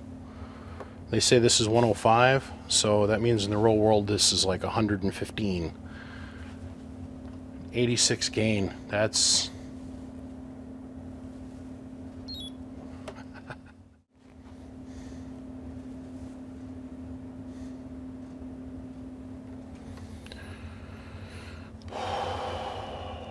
Sweet. Sweet. Well, here we are some many hours later. We got the pill strips down. We've got the 10 ohmers in, the 120 puff Cornell Dubors in. We got our power distribution network installed. And right about now, y'all are asking yourselves, what the hell are them little blue, look like the size of quarter cans? They're 1 farad capacitors. They're 5.5 volt 1 farad capacitors. So each one of these represents 333,000 worth of electrolytic. There's a total of 2.5 farads worth of storage on the board. Now, I know that you guys are all into the supercapacitor world. I'm in there too. Remember, I'm the one that took us all there kicking and screaming way back in the day. Needless to say, a little bit of capacitance never hurt nobody on the inside of the amp. These are what they call very high ESR rated capacitors. They're designed for very, very fast discharge. These are computer grade supercapacitors. These are designed for surface mount use. So that involved a lot of tricky soldering. I'm just going to say this took a lot of time to make these little cans. Their overall storage rate, can you run the amp on them? No. Are they going to help bolster the electricity supply inside the amp? Yes. Are they going to help smooth out the electrical pulses inside the amp? Yes. Are we going to use them? Sure shit. So, we got all of our output transformers also assembled with our 1% caps, and I'd like to take this opportunity to stop and thank my good friend Zane at Big Rig Radio in Phoenix, Arizona, or at the Danny's Truck Stop, for hooking me up with all these caps. Zane and I have formed a very, very, very deep friendship, and I've really enjoyed working with him over the last couple years. We have made a small fortune together, and it just goes to show you that if you make friends, you trust them, and you work with them, and they work well with you, everybody makes money. Everybody is going to make money. Just ask my good friend Tech9. I send him a ton of work. Just ask my good friend Nate Jones. Send him a ton of work. People call me all the time, ask me for referrals because they can't seem to find anybody that's willing to answer the phone and do the job and follow through. And I hand that work out in buckets because I want you to think about this. I can only handle about 300 amps a year, maybe about 400 at max per year. Well, when you get 50 phone calls one day and 100 the next, where do you send all that work? I've been sending a lot of it back to ICA. I send all my power supply referrals to ICA. All of them. Needless to say, my friends all make money, and I want to say thank you, Zane, for your friendship, number one. And number two, it has been a fun ride. I'm really excited to see what 2021 brings us, because God knows 2020 has sucked. There have been no hamfests. There has been none of the regular rigmarole that we go through, which is no joke. Every year we go, me and him, go to multiple different hamfests, and we buy all the amateur amps, bring them back here, repair them, and then disseminate them back into the amateur community working. It's a lot of effort, but that's how we keep it alive for everybody that wants to be involved. And we have not been able to do that in 2020 because of, well, you know, the epidemic. I can't say it too loud. I can't even call it its name. Did you know right now YouTube is suppressing all videos that have got anything like that name in it? They won't push it forward unless it's from a recognized, like, quote, news channel. It's a joke. So To avoid being demonetized because of the one word, we're just going to say,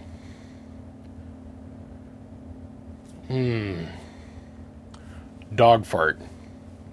The dog fart that's affected everybody in 2020 has thusly affected us in that same department. But my friendship with him is strong, and we have made a lot of money, and we've helped a lot of people, and we've provided a lot of working amateur equipment. I'm not kidding you. All the Ten-Tecs, all the Henrys, all of the Drakes, all of that stuff is from a group effort from me and him to put it back into the radio community working. Because when you go to Hamfest, it's like playing craps on the street corner with a bunch of crackheads. You have no idea what you're buying, and until it hits the healing bench here, we can't pass it on to you guys. So, enough talking, more work. I'm going to go get all the output transformers put on, get all the input transformers put on, and I'll probably come back about the time that I'm ready to start laying in the positive wire. We're just going to go down this bus down this side. So, okay, on that note, moving forward. Well, it's time to check back in with you all and show you where we've gotten so far with things. This is our input splitter, and that is our output combiner. And let's scan back over here real quick. We've got our power wire now installed, and we're going to run it out of this big giant Hako, which I had to drill out because they were like just a smidge too small, like one strand of wire too big, I guess would be the best way to put it. But let's flip this back over and let me show you the top side real quick. Well, now that we got the power wires run, we don't have to flip this over anymore. So now I can go ahead and start building vertically here. So we got all our combiners in, got all our pedestals in for our output, got all of our splitters in and mounted down, got our pedestals all installed for our output combiners. Our input is probably going to sit something like this, just slightly elevated above, something like this. And then our output combiner, input splitter, a little elevated. Output combiner is probably going to sit somewhere in this area here, but of course elevated. So we'll racetrack the coax this way. Take a piece of RG400, we'll drop down and go the long way around. That way we don't ever cross the fields across the coax. I don't like doing that. Bring it around and we'll do all of our input tuning and stuff over here in this front right hand corner. Normally when I build like a 16 pill, something like this, it's in a way smaller cabinet and I feel way cramped. I really enjoy the fact that I've got all this room to put my tuning caps and get in here, and I'm not having to like a ninja Ginsu get down in here and try and horseshoe in the soldering iron and not touch anything. Lots of room to work. Everything's way open. So got matching 2 colored combiners to go on the output side. We can put down all of our Class C chokes, and then we'll just do a nice lazy kind of spider pattern off here for our input. We've got to throw in our resistors yet, but we're coming right along. We've got our disc capacitors in to help throw off the resonance of our output board. Phone's ringing like crazy today. The other thing I really thought was fun was the wire leads. As I started to pull the wire through, the jacket started to stretch, so I went ahead and I shoved it down so the wire just looks like it's melting into the board. But really what that is just a rubber jacket from being soldered was a little bit warm, and I was able to stretch it and have it sit right down over all the solder joints. So it looks really cool. It looks like this is like recessed soldered. Just another little fun little kind of eye candy trick. That's all there is. So next thing I'm going to do is let's get our combiner pedestals built up. We'll get our 100 ohm resistors across our inputs and our outputs. Then we'll probably come through, we'll build all of our 100 ohms to go across all of our transistors in our flyback configuration. We'll drop in our Class C chokes, and right about then the cabinet should be finally done drying. I shot the cabinet with epoxy clear, 2-part epoxy paint clear. so it'll never ever oxidize or corrode. And that's harder than a coffin nail. It's almost impossible to scratch. So should be copper in and out until the end of time. I think I'm gonna. Oh, no. I'm still working on the name. Still working on the name. Anyhow, we shall return. We got all our 100 ohm flybacks in. We got our output combiner pedestals all put together. Metal clad capacitors down here. Doing our tuning job. We've got our input splitters all built up and completed. This is our positive hot wire for our remote. I think I'm ready to go put this in the cabinet. The cabinet is pretty much loaded out. I got the coax connectors put in it. The lid turned out beautifully, by the way. Really tickled with how this looks. Got some custom vinyl work done on it. You guys will see that here in just a minute. I got to put this in. I want to mark here, here, here, here, and here. Because I haven't made up my mind if I want to use brass screws. I'll probably use stainless steel screws because they're a little bit harder. And I'm going to utilize our stock mounting holes for the heat sink as support. Because this thing is really quite heavy. And it's got a lot of flex to it. I don't think the edge is going to be able to provide enough support. So I want to give it more support with some washers and some. I just want to toughen it up. I want to give it some extra support down the middle, so I can foresee this thing bouncing down the road and cracking this board. So to stop all of that, we're going to do some extra support work. But when you come back, this will be mounted in. These holes will be filled up. All of these holes down the sides will be filled up. I think this is going to look pretty slick. So I've got all of our Class C chokes in. All we got to do now is the input splitter and the output combiner and a relay and some other little fun stuff. So we're almost done. So instead of boring you guys half to death with watching me do this, you all watched me do this 100 times. I got on the phone with Machete and I started talking, and man, next thing I know, I got a ton of stuff done. So I populated the cabinet and I want to show you where we're at. Once again, thank you Tony at ICA and Nate and the rest of the guys that helped make this project happen. And believe me when I say this, if it wasn't for them, none of us amp builders would be able to do some of the fun stuff we do. Would there be another company that stepped up and made cabinets and stuff for us? I don't know. But I'm not going to sit here and cry about them. I'm going to give thanks for them because of the wonderful stuff they make us. And the quality of this thing is top shelf. Now, what I didn't show you guys was the 2 days of putting paint on this. This thing has been painted with epoxy clear. Well, it's been 22 and 25 degrees, so you go outside, you shoot a layer of clear on it, and you very carefully bring it in and sit it on some cardboard and let it dry for a day.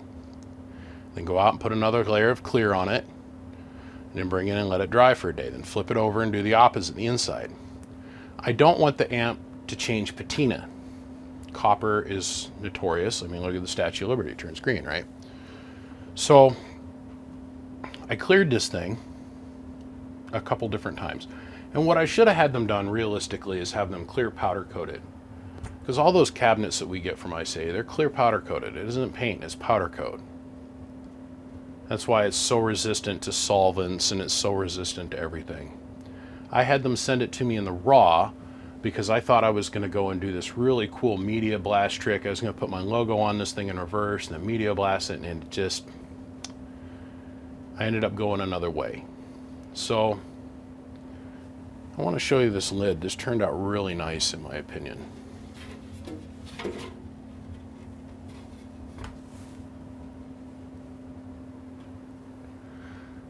This is a carbon fiber, what they call air release. It's made by 3M. This is really heavy duty vinyl. And this turned out just beautiful. I just laid down the logo. My vinyl guy down the street was able to cut this for me. Just laid down the logo, came along with a razor knife and cut the logo out around the holes, and went ahead and used black grates. I tried it with the silver ones. It didn't look as cool as this. But you got to remember that this is that back end of the amp. So that's what you're going to see from the front on point of view. But this is the best vinyl money can buy. This air release vinyl. A little bit of a trick to work with, but it's way easy. And you know, now that I got this down, I'll probably put one more little thin layer of clear across the top of this to help lock the vinyl on the top of the copper. But yeah, it looks really neat. It looks really, really cool. So now all I got to do is I got to bring and tie all my fans together. We'll probably bring these together, something like this. And then we'll probably bring these into play, something like this. And we'll tie them all together and probably sneak the wire around probably this direction over to the remote plug.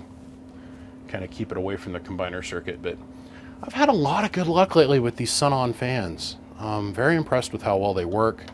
They move quite a bit of air for the size that they are. They're not super thick. But we got so much heatsink radiator underneath these transistors that I don't think I'm going to need much more than this. I really don't. Or whoever ends up buying this, or if anybody ends up buying this, or whatever I end up doing with this amp. I just don't think it's gonna need much more radiator than this.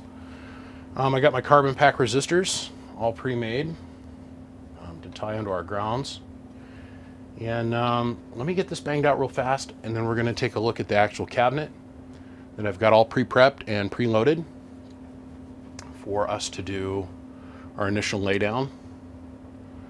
It's going to be a little bit of a booger. It's kind of going to be a one-way installation process, which is fine. It's no big deal. We're going to slide that cabinet in there, and then from there I can determine what kind of relay we're going to use. I really want to use one of these big blue relays, but we're going to run out of room height-wise here in the back. I was thinking about maybe mounting it so it'd sit kind of something like that. We'll figure it out. That's for later on in the process. It's not for now. Let me get this lined out, and then I'll show you the rest of the cabinet, and then we're going to slide the board in it because we're finally at that point.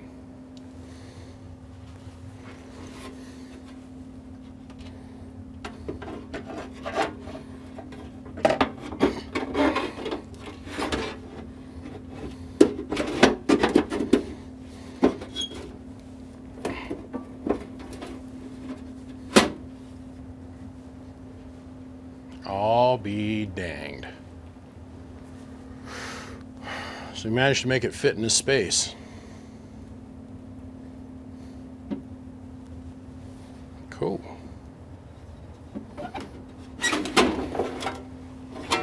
I get what I want. It's a good day when BBI gets what he wants.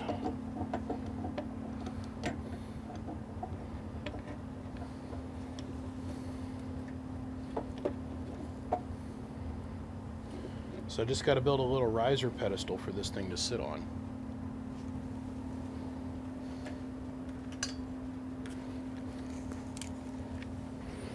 Okay, this will be easy.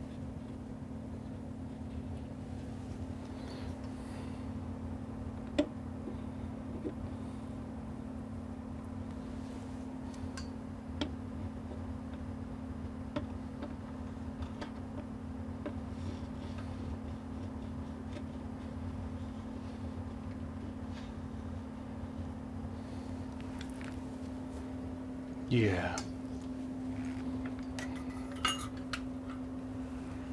Yeah. I like that. That'll work.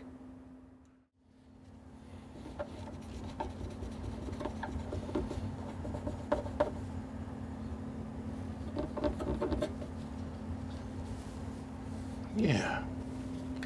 I'll live with that. Doesn't look too bad. And if you guys want to know the secret to this,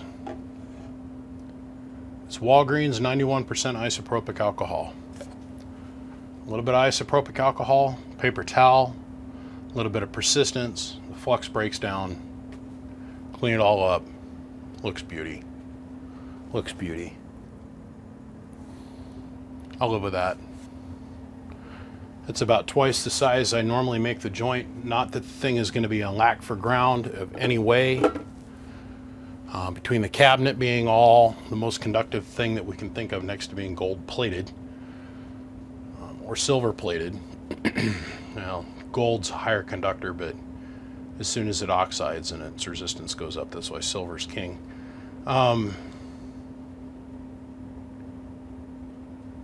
That's a lot of bonded surface area. This is a lot of metal mass and surface area. This is a stainless steel nut. We've rattle shook it on there, so it's on there. Put a little bit of oil on the threads, so we don't have to worry about it cold welding itself, because stainless steel is really bad at cold welding.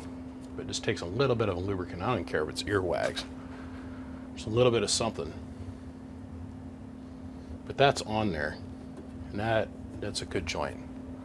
I'll live with that. I will live with that.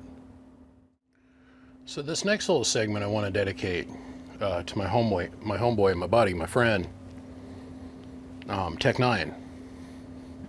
I want to give a big shout out to Tech. I have sent over the years hundreds upon hundreds of people to Tech, and he has taken care of all of them and done right by all of them. And that garners respect from me. And I have no problem coming out here and saying that he's my friend, and I've enjoyed my friendship with him. So, this is your standard, what is this stupid thing? 30 amp relay. Now, if you ordered a standard 16 pill, you're going to get a little tiny relay like this. What I want to do is I want to put, for no reason whatsoever other than it just looks cool, an 80 amp relay in there.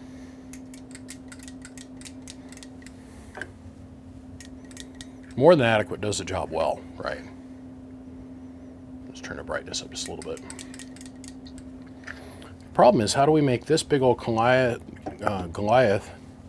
fit in here and clear these fans? I don't think that this is going to happen, but if there's a will, there's always a way.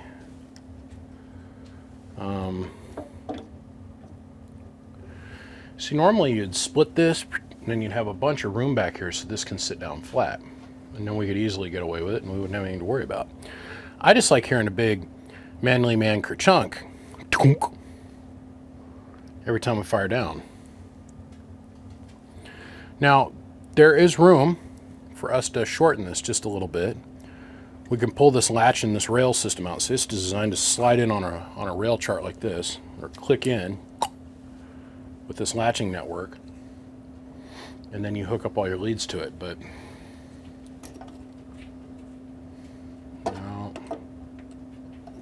no. Even if I cut the base way down, like, see, this is a bunch of dead space here. Oh, hey, wait a minute.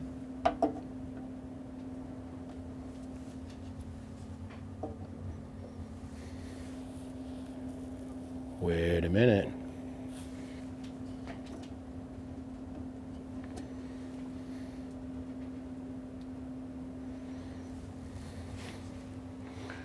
Yeah, that wouldn't be too close for the motor. I have idea.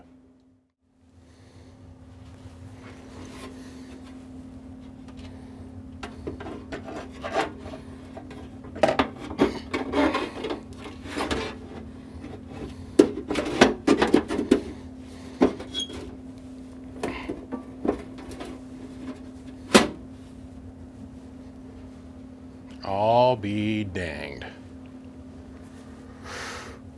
So we managed to make it fit in this space. Cool.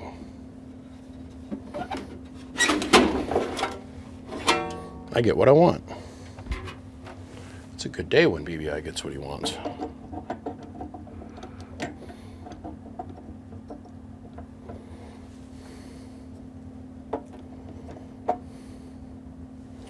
So I just got to build a little riser pedestal for this thing to sit on.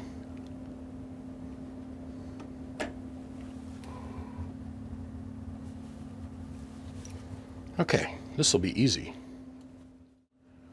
Well, this next little section I want to put the big shout out to the 418s, the Bluegill, the Ghost Rider, you know, the Sneaky Pete's, the big AC builders.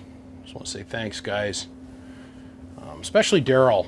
Daryl has been very helpful. Ghost has been, well, legit, I guess would be the best way to put it. Straight up businessman. We've done business with each other. I've stepped in and worked on a couple things with him.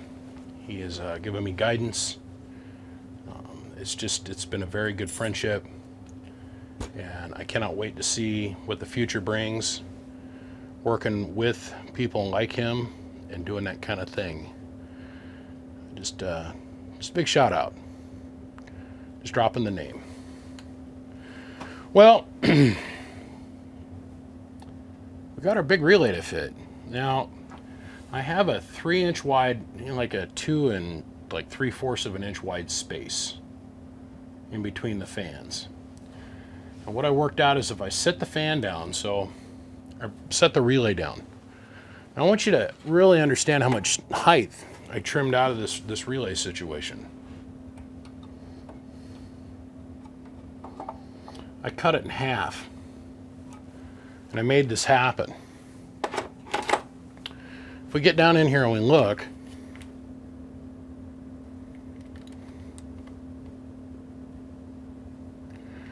you'll see that I cut the relay pedestal away, sanded this back, cut this back, and then just the top corner of this transformer, I just kind of cut it a little bit to increase our distance. But that is 100% functional and ready to go. I'm super stoked to have this big ass relay in there. What good's it do? Well, I know the relay will never fail. It won't. It can't. It won't. But we're not touching this transformer. This transformer is floating completely free. And I still got room to get in here, and if I need to change a transistor or change a resistor or, you know, whatever I need to do, I got room to do it.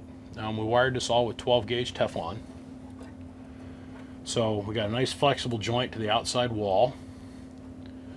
And the only thing I haven't done is shot the pass-through for this yet.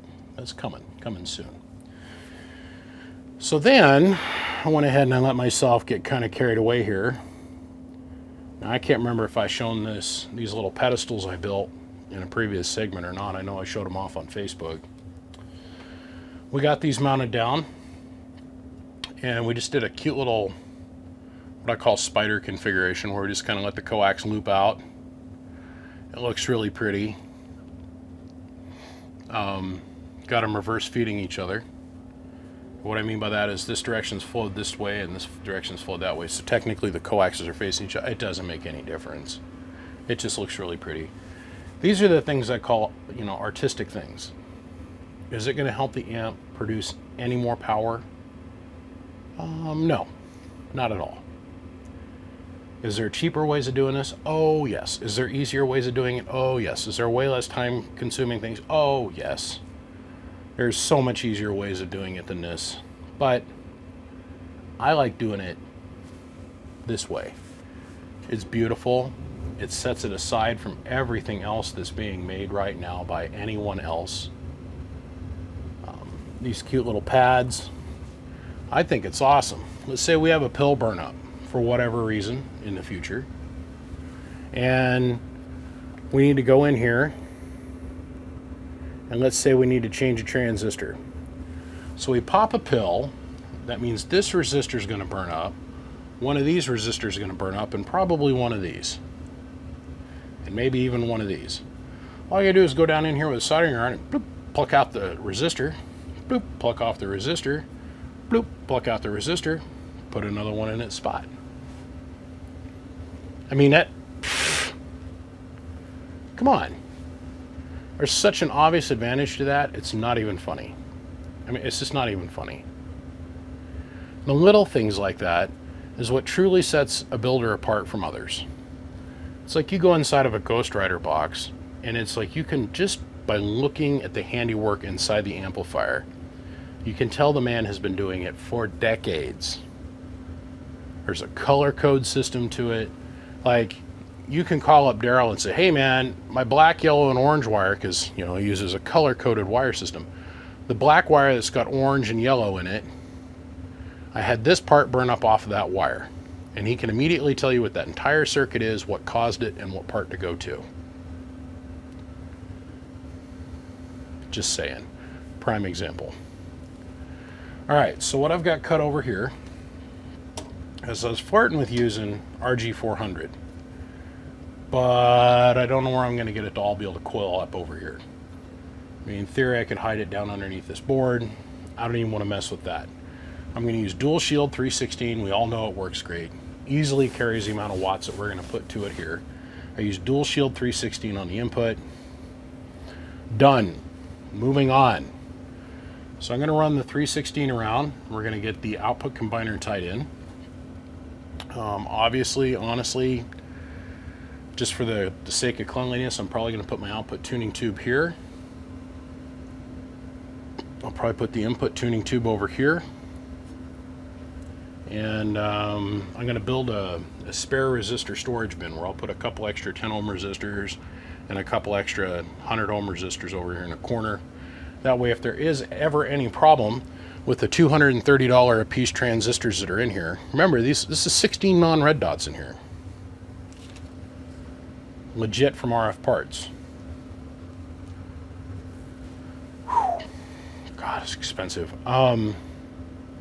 You have replacement parts that look exactly the same.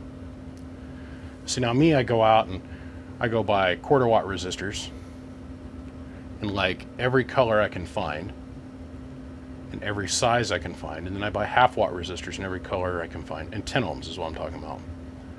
And I just have a pile of them. So when I go to do a repair, I've got the exact same resistor sitting here on the shelf that I pulled out of whatever the box is. The goal is to make it so that my fingerprints aren't really here unless that's what the customer wants. Now, usually when the customer sends me something, what they want to have is like a complete full mojo done, power wire upgrades, the whole nine yards. I've been blessed with my customer base being so supportive. Please know that that has not been lost on me and never will be. I'm just saying, just putting it out there, out on front. So first thing we got to do is flip this amp around, and we'll get the mini coax in there. Before I do that, in the flipping process, I want to take the camera, I want to drop it down, and I want to show you what the back side of this thing looks like. So hold on, we'll do that right now. So like I was saying, I spent quite a great deal of time making sure that there was nothing going to touch this wire. No wear, it's all hanging suspended, and it's pressure relieved by this connector. Now in the same breath, the only place you can see light coming through up there is through the heatsink. So that tells me that our blocker for air on this side is a good.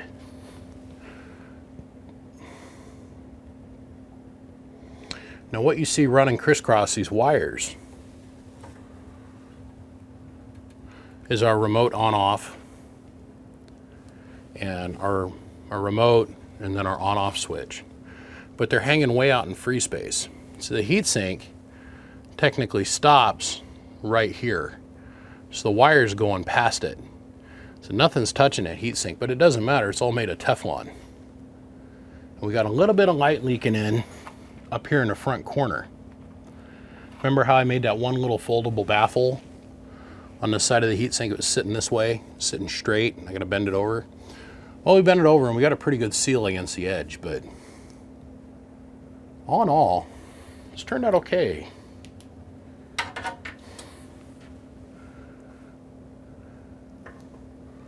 So you can see our heatsink up front, straight shot through. And this is where the heat sinks marry up. So I want you to think about that. We're able to precisionally get these heat sinks so lined up, front to back, that we can see straight into the front cabinet with no obstruction. It's like one piece of heat sink. That is no small feat. But we got her pulled off. Now if we slide over here, we got our little tiny gap on our blocker up front, but then we'll slide over here even more and see how we got the air shooting straight through. This is going to work out really well, I think. Really well, I think.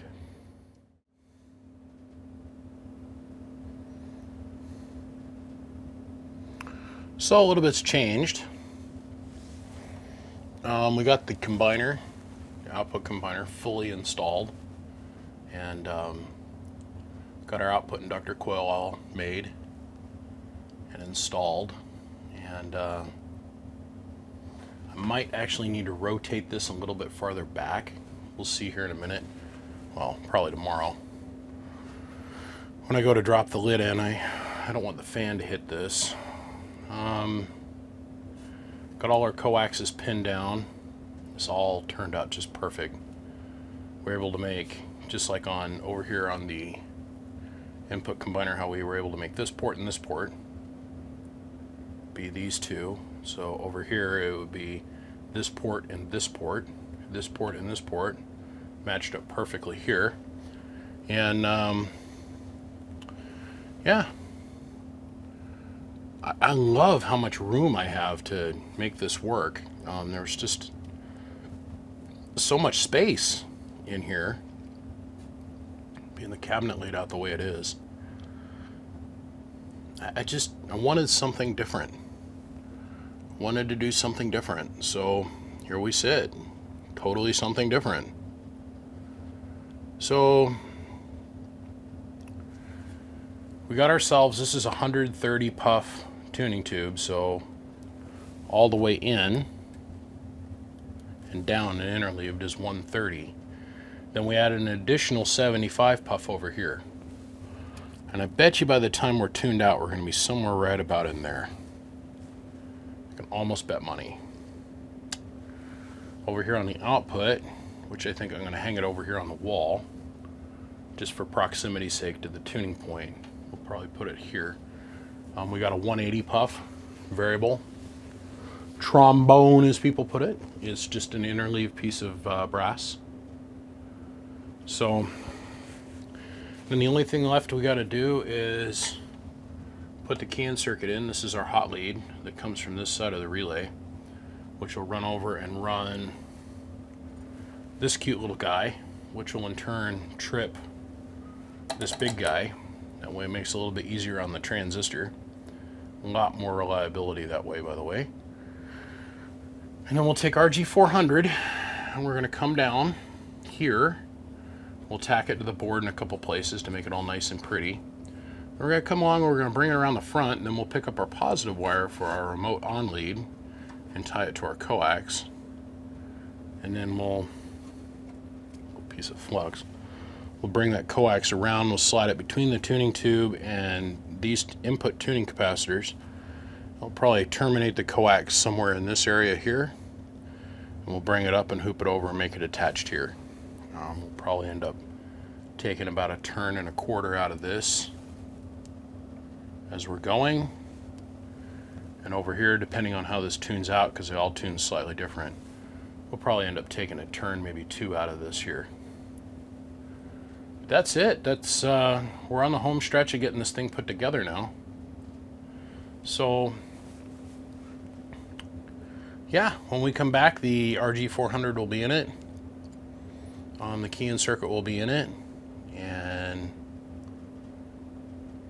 I think we'll be ready to key it up and give her a whack. Give it hell for her and see what happens. Man, this has been a labor of love. This really has, and I'm really quite proud of this box, the way it turned out. Everything being so custom as it is. Custom cabinet, custom board, custom heat sinks, custom input, output transformers, custom splitter combiner circuit. I mean, all of this is, I mean, these are my design, right? board's my design, the cabinet made to my specifications, thanks to the guys at ICA. So it's just pretty. It's just pretty. I had a lot of people on the internet ask me about these little capacitors, and they're 1 farad a piece, so these are 333 puff a piece, or pardon me, 3,333.333 puff a piece. We do have little tiny balancing boards that are underneath this that are holding the whole thing together. So it was really interesting to watch some of the guys. Well, you can't use those on balancing boards; they'll blow up. Blah, blah, blah, blah, blah. I'm like, oh, okay, hold on. How about instead of assuming, how about we ask the question? Hey, hey, Luke, you got the ESR balancing boards in there? It blows my mind. People jump right off like they know everything. It's cute, but it is what it is. Everybody feels entitled to say whatever they want, and that's good. That's positive. That means that they're comfortable and they feel safe, like they're not going to get in trouble for putting their own foot in their mouth. I just sit there and smile. So, okay, let's get the key in circuit done, and let's get the RG400 in it, and let's bring this thing home. Well, this next little short segment is to throw the shout out to all the guys that are coming up. Like, I'm not one to act like I'm a big time builder or nothing, and I've got, you know, any say in anything, but I sit here and I look and I watch and I look at what people are doing. And we got some neat people coming up in this game, you know. We got like my buddy 3 down there who's trying. He's trying hard, and he's just taking on one build at a time, the way it works. And he's making really good forward progress. And I'm really proud of him. He's doing well, and he's doing better each build. And he's done some stuff that's really impressed me. I mean, honestly, has really impressed me. You got like my student Eli, he's working up, he's coming up, working on stuff. He's working on stuff for all kinds of people. There's a new guy that's starting out, jump boxes or June bean boxes or something. I gotta follow through on that. Well, it never hurts to try. It never hurts to try to just try and figure out the solid state stuff. Now, when it comes to tubes, that's a different game. But the solid state stuff, it's really relatively simple and safe. It's just really expensive if you screw up. Let me lock this down. It keeps trying to float to the left here. Well, guys, for the most part, we're done. All the major components in this thing, and we're still floating. Here, we'll tighten that one down now. It can't move. All the major components are in. We've got our on-off switch, our on LED, our input tune, our output tuning tube.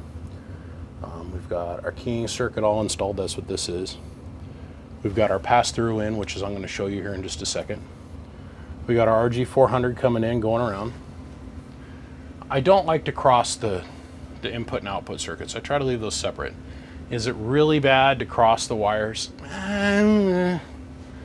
I'll leave that up for other people to debate. It's up for other people to debate. Me personally, I don't like to cross the streams. It's like in Ghostbusters, don't cross the streams. I went ahead and I washed this. I washed the whole box. And this is pretty much our finished product. Very, very happy with how this turned out. Hours upon hours upon hours of work. Honestly, we're looking at, shoot, 20, 30, 40, 60, 80, 90, 100. All around 200 hours, 220 hours, about 220 hours. Not to mention all the time I spent working some of this stuff out with, you know, our good friends over at ICA, and so on and so on and so on. That all adds into that equation number, right? So it's just tons and tons and tons and tons of time. tons and tons and tons and tons of time. But this is the way I like to build. And the problem is that the builds are getting so complex and they take so long to put together that it's really not all that cost effective to do them. Hence the reason I don't want to take any more new work. I want to finish out everything I've got going on, and I just want to be free and build when I want to build. So our pass-through tune over here, that capacitor that I just showed you, worked out to be 25 puff. So let's turn on our network analyzer / signal generator / antenna analyzer extraordinary / tone generator / everything generator. Helps if I hit the power button. Poof. So at 27.140, I've got a 1.078 pass-through SWR, which on the microwatts that this thing produces is nothing. Now the butter zone we'd like to have would be down here, this dream zone we're showing here. This isn't real. As your power increases, this actually will drop even further. We got a good pass-through tune going on this thing. Our input tune's looking really promising, like when I close this relay. Didn't go to run. We don't have very far. We've got to move that resonant input dip. For you guys that know anything about what we're looking at here, this is a flat, non-responsive tune. That is a very tight input resonance. Very tight. So when people say, "Ah, it's just another splatter box," I will argue with you till the cows come home on if the signature in the circuitry is set up properly on a solid state box. It can be made just as clean as a tube amplifier, in my opinion. This amp, we move this resonant dip over just a little bit in frequency response, and we do that by adjusting our capacitance, and our inductor over here will not pass anything above and below this valley. Because remember, RF always wants to follow the path of least resistance, and if you got an input SWR of all the way up here out of resonant space that you want, if you've got like a 10-to-1 SWR, the RF is not going to go in the amp to get amplified. It's just not. It's going to show up as input reflag. So we move this over just a little bit, and then in vice versa, we have the same thing happen here by adjusting our inductor and adjusting our capacitance. We bring that signal, it's sensitive. It's sensitive. We adjust our output resonant dip and bring it dead to nut, which is where we want it on frequency as well. I don't show tuning, and I never will, because it will get people completely screwed up, and it's something that you have to sit down and experiment with yourself and start teaching yourself. Everybody does it differently.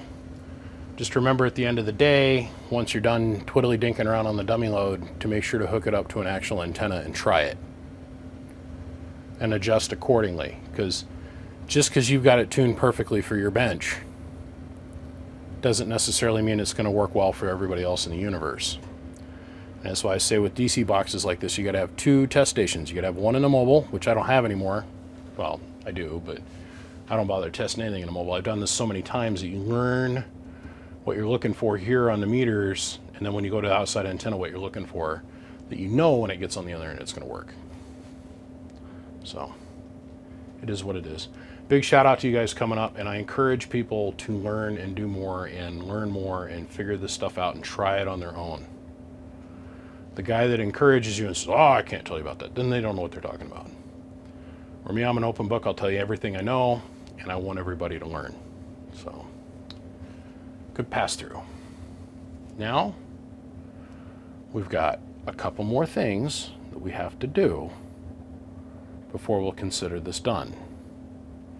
The solder pot is hot. Let's burn us some lead.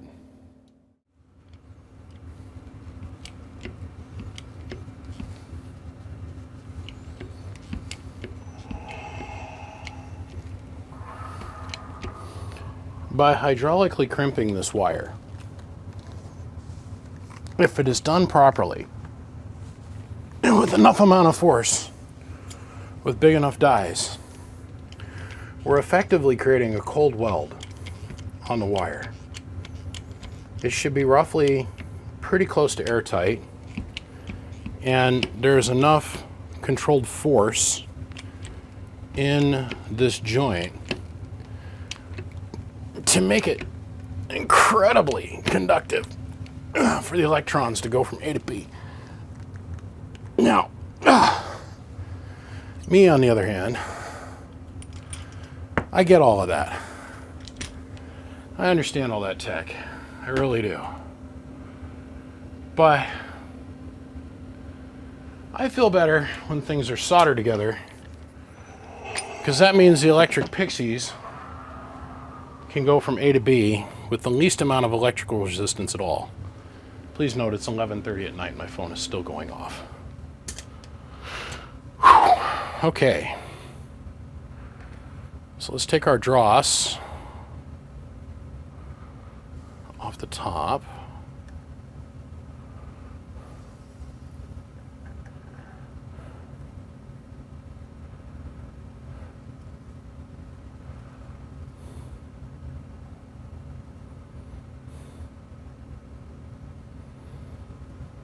Okay. Now let me come over here.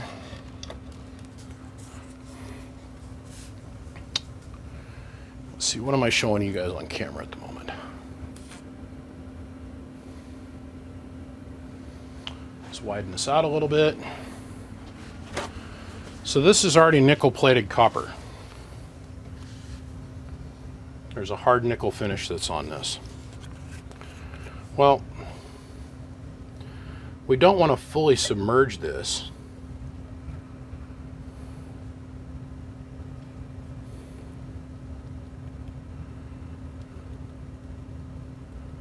And if this joint is done well, this is the one thing that most people can't get their heads wrapped around, is if you do this joint properly, the compression bit of it, no solder can crawl up through the connector. There's no wicking that takes place. We're grabbing up all the ends of the fine angel hair threads that are in here. We're grabbing a hold of that. Okay. Grab some rubber gloves, or not rubber gloves, but some leather gloves here. Because I've somehow, by some miracle, managed to make it beginning to end on this project and not slice my hands open or burn them, which is a miracle.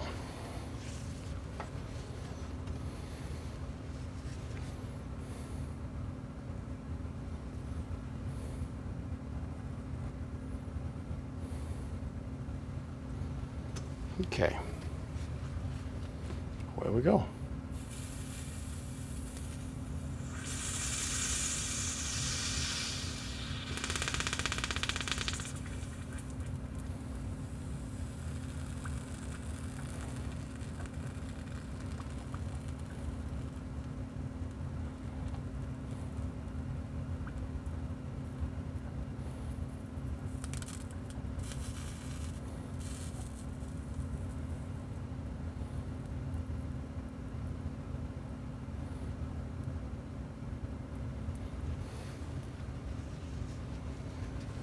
So this is the best of both worlds, electrically and vibration wise, by doing this.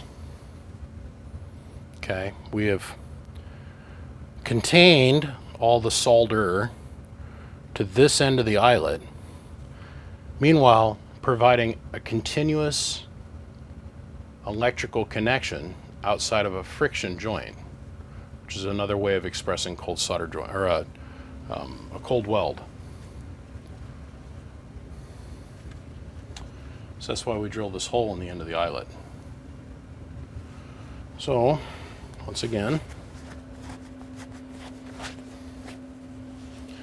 and by tinning it like this, we never have to worry about the connection ever corroding too. That's another not very well talked about Sometimes wonder if people even understand what that means, but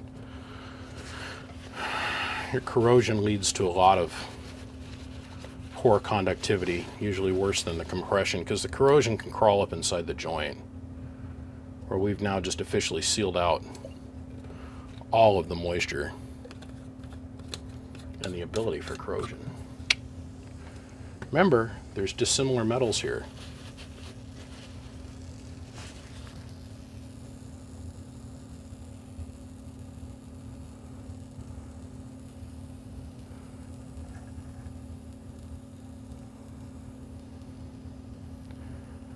I was having a discussion with one of my admins in one of my groups today. And we were discussing that you can read something in a group that's posted by somebody, and because it's text, there's no context to their emotional state when they post it. And that we as a collective are an interesting group of people. And you constantly have to show patience. And you can't be rash, and you have to be patient no matter what. To help bolster that argument, almost like on schedule, there was a guy that came along and proceeded to make a comment about, and I'm quoting him now, "I'm losing his attention because I'm getting too much into the artsy stuff and wanting to play music in my videos versus standing here and doing dialogue." And I'm like, wow, okay.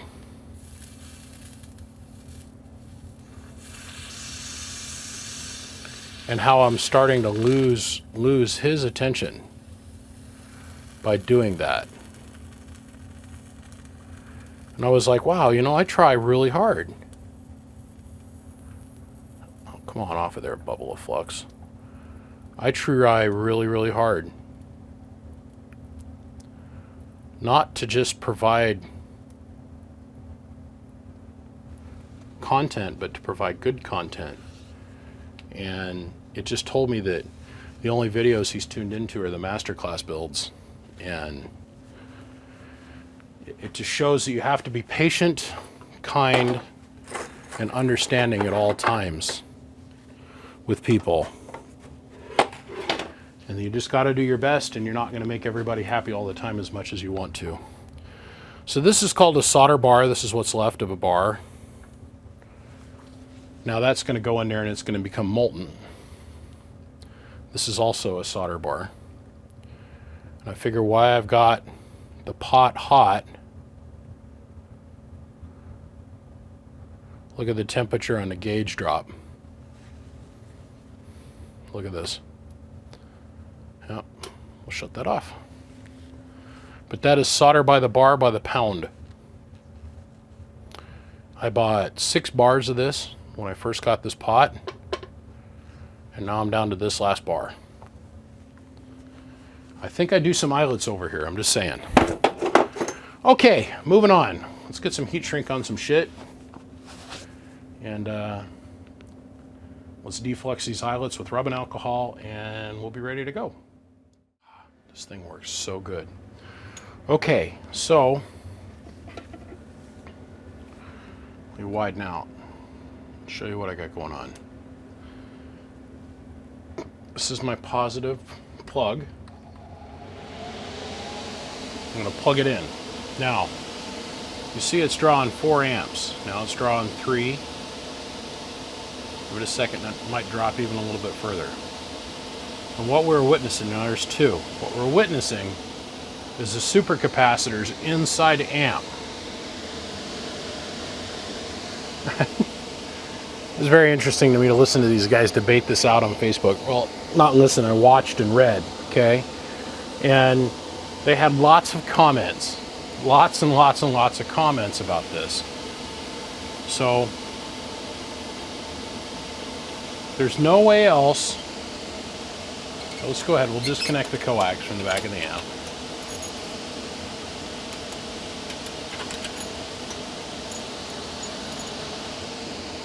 So we have our positive wire. It's going into the amplifier. Now, the problem with small capacitors is that they never held a lot of storage, right? So now what we're going to focus on is the fans. Ready? Set.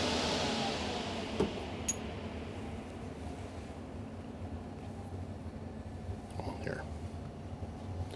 They're still turning. Fans are still turning.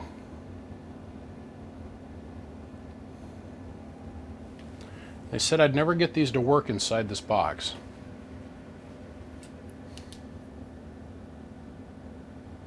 Fans are still turning.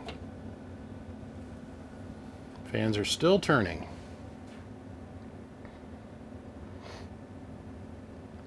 Still turning.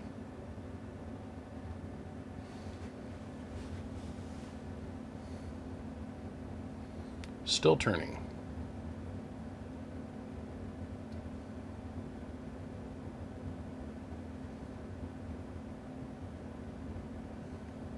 Still turning.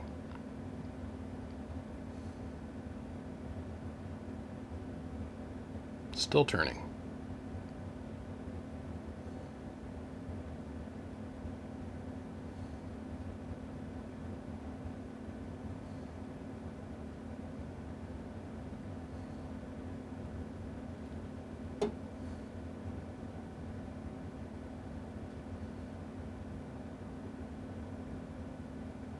Still turning.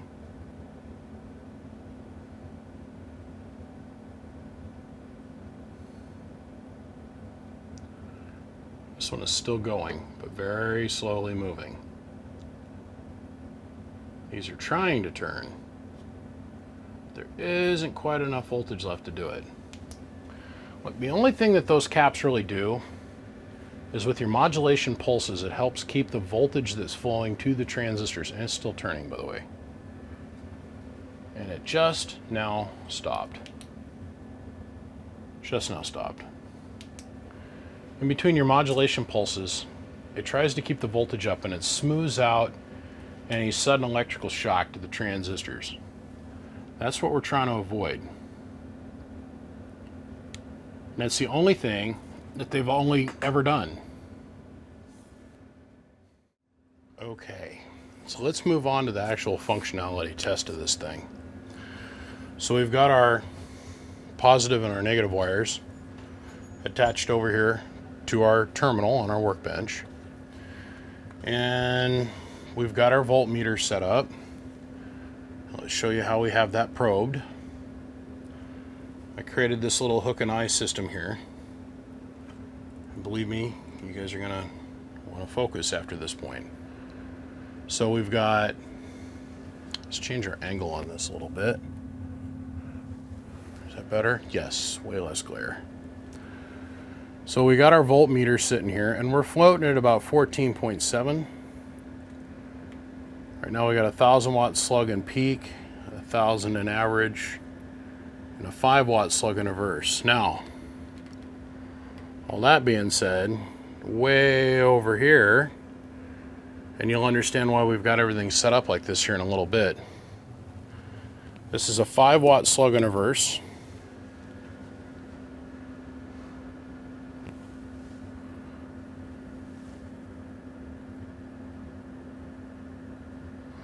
Five-watt slug in reverse. Now, if you take your Bird 43 apart, pop the back off, the line section unbolts, and this is how you really want to have your line section set up. I've had several conversations, oddly enough, this week alone, about the proper placement of your line section. You want to have it as close to the amplifier as you can. I recommend 1 foot of coax or less from your line section to here. That's the way all the meters up here are built. At 1 foot of coax and then a resonant length of coax that comes from the Bird meter down to here. Okay. So I've got a 50 watt slug. We're not going to need it. A 1 watt slug, which depending on how flamboyant I want to get, we're at a half a watt basically, you guys. We can slap that in there, but we're going to run just on the bench 2 pill or 4 pill. So that is what it is, but we need all of this workbench space, normally where we stack all the dang amplifiers that are the drivers and stuff, here we're going to need it for something else down the line. So let's go ahead and let's show you drive. Let's zoom on in over here. We're running on the bench 2950 at the moment. And we're going to take our 5-watt slug, we're going to turn it around. So now it's reading forward, so I can show you the minimum dead key. 1 watt. So let's turn on the 16 pill. Not quite latching at 1 watt. Now we're latched up. So our minimum dead key into this is going to be 1.5 watts. Anything less than that and our relay won't latch. Latched. Okay. We'll turn this back around so you can see if there's any reflect coming back from the Bird 10,000 watt dummy load, which we all know there's not going to be. So 1 1/4 watt going in. Hello, audio. Getting our 20 watts out, of course, because we're at 14 volts. Let's look at our pass-through tune, which now remember, this is a remoted line section. It's sitting all the way over here, and it's on the input side, or the output side of that 4-pill. Hello, 1 2 1 2 1 2 1 2. So what we're showing you is that the RF can go in the amp. Let's widen this back up again. What we're showing you is that the RF can go in the amp, pass through the amp, make it out to the antenna, bird dummy load, with very little reflect, if anything at all, which means you're going to be able to hear through it and talk through it and not blow the finals up on your radio. That's what we mean by that test when I say let's look at the input tune, the pass-through tune. So now let's bring the 16 pill in line. Hello, audio. Hello, audio. Please note we're already starting to see voltage drop here. Now I have 4 500 farad super caps that are down underneath the bench. If you guys are interested in seeing that, go look at the workbench power supply upgrade video. So we do have a little bit of, well, we got a ton of capacitance. Hello, audio. We're pulling about 100 and something amps. Hello,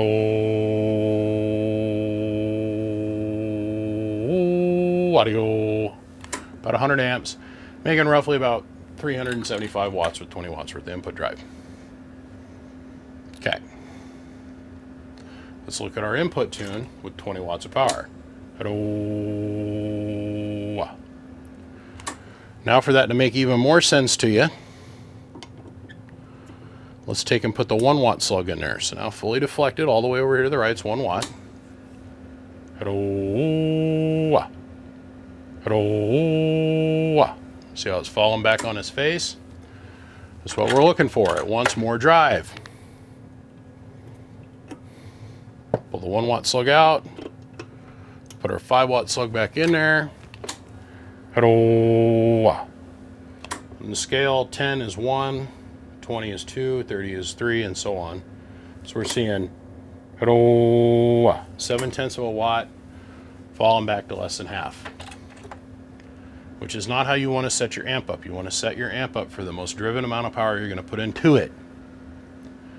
All right, so believe me when I tell you, this test is going to serve multiple functions here in a minute. So let's turn off the 16 pill. We'll bring on the 4 pill. Hello, audio. So at 20 watts going in, we're making about 500 watts worth of power. Hello, 1 2 1 2 1 2 1 2. Okay. Hello, 1 2 1 2 1 2 1 2. Good? Good. Everybody understands what's happening now? All right. We'll turn our dead key, or our 5 watt slug around. We're making about 7 watts worth of carrier, We know this from experience. The 5 and then at the stop pig is usually about +2. So still fairly low carrier level, right? Hello, audio. So now let's see what happens when we bring the 16 pill in line. Hello. Hello. So we're burying the average needle, and we're burying that peak needle. Imagine that. Let's go on up here to 2x. Hello. Burying it in the corner again. Imagine that. All the way down to 5x. So now fully deflected on this meter, all the way in the corner is 5,000 watts. So 50, and we're adding 2 zeros to it. Let me zoom in on that. We are looking at the middle scale. So the 10 equals 1,000 watts. We're adding 3 zeros. Or pardon me, 2 zeros. 20 equals 2,000. 30, 3,000. 40, 4,000. 5,000. Hello. Seeing about 3,500 watts worth of peak power, which is pretty good, taking into account a 16 pill normally on about 14 volts produces roughly 4,000 watts ish worth of power, peak power. Not too overly concerned with average at this moment. So let's look at the whole equation now. Let me reach in here. We're going to pull out our 1,000 watt slug. Come around here to the other side of this giant tripod I got. We'll grab our 5,000 watt slug. Now, on the little Cobra 29, or the little 2950 bench radio, which is nothing hot, nothing fancy. Oh, sorry. Nothing hot, nothing fancy. We're not going to see huge peak number or huge average numbers at the moment. Focus, you cynical bastard. Okay, 5,000 watt slug, established.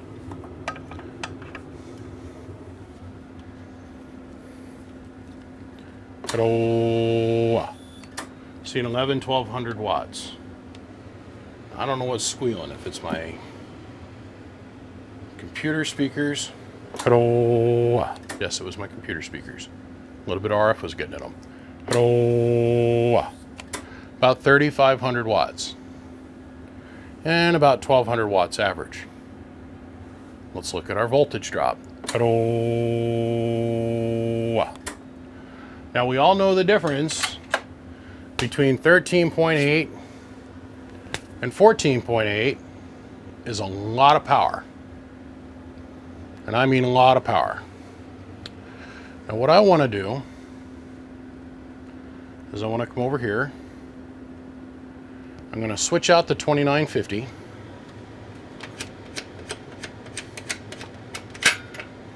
That's this mic or this coax cable.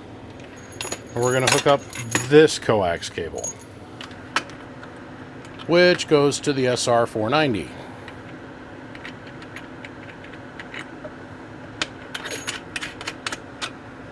Okay. Turn on the SR490. We'll turn off the 2950. So, once again, we're going to go down to 1X, turn off the 16 pill. Let me show you how much drive we're putting in it. Hello, audio. So by changing radios, we're now putting 900 watts of drive, hello, into the 16 pill. We'll turn on the 16 pill. We're going to go to 5X.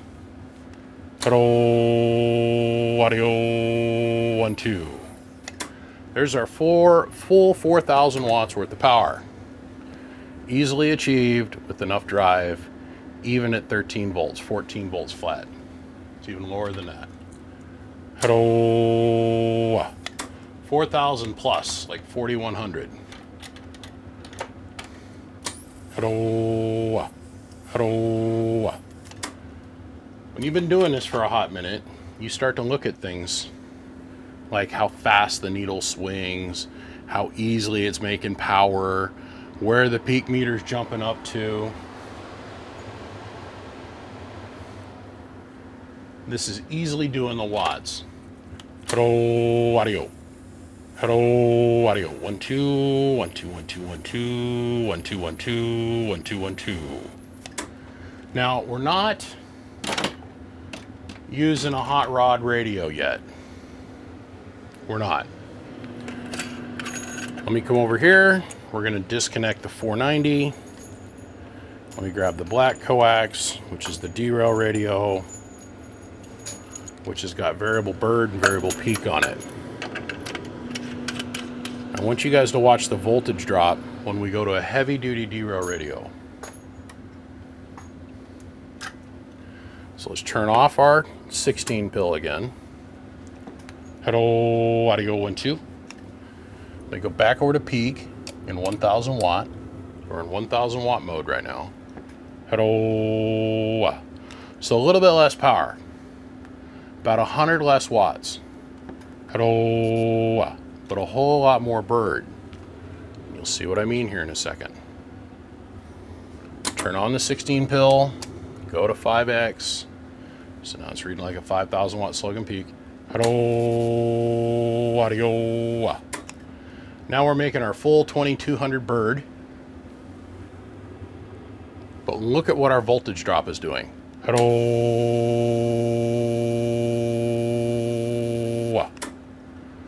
Dropping to 13.5 volts from 14.7. And that's internal voltage. So let me take a minute and explain this as well, because it seems like I have to repeat this over and over and over again and people don't get it. I'm metering the voltage inside the amp. Not on my dash gauge, which is the worst place to measure it by far, hands down. No argument. You can't come up and change my mind on it. Your dash gauge is the worst piece of data to have any idea what's going on inside your amp. We're not measuring it back here at the battery terminals or the power supply terminals, because once again, doesn't tell you what's going on inside your amp. I'm not measuring it at my batteries because once again, doesn't tell you what's going on inside your amp. I'm not measuring it at my supercapacitors. Once again, doesn't tell me what's happening inside the amp. The only voltage I care about is what's going on inside the amp, what the components are actually seeing. If I was to take this meter and move it over here, it's going to show me like almost a full volt more under operation. There is so much loss that takes place between that connection, making it through all the wires, this connection, making it through all the different eyelets, through all of these different solder joints, and then making it down to the transistors, is usually a full volt. The goal is to get the voltage inside the box up and keep it up. That is our goal. That is our desire, our drive, our mission. Okay. So now we've shown you what our voltage drop is like, our amperage drop is, what our amperage consumption is, gauged off this meter right here. Once again, let me show you with a heavy striker radio with variable bird. Hello. 387 amps. We're going to remember that number. We're going to remember 13.8, 13.5 over here. We're going to remember 4,000 watts peak, 2100 bird, and over here, 400 amp draw. We're going to remember that.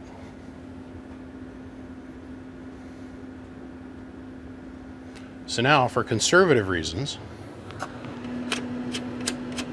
we're going to come off the striker, once again, the derail striker. We're going to jump back over to the 2950, which makes about 3,500 watts of power with only 20 watts of drive. This is pretty much how this amplifier is going to end up getting run, if I end up keeping it. You know, I've said many a times that everything in this world is for sale. It just depends if somebody wants to offer you enough money. If somebody offers me enough money, they can have this thing. It makes no difference. I'll build another one. Okay. Hello. Show you all of our numbers again. So with the conservative radio drive and everything. Hello. 13.4. Hello. About 3,500 watts. Hello. Roughly about 2,000 bird once again, which is kind of scary. Hello. And even more amp draw. That's interesting. That is interesting. Well, that's what the data is.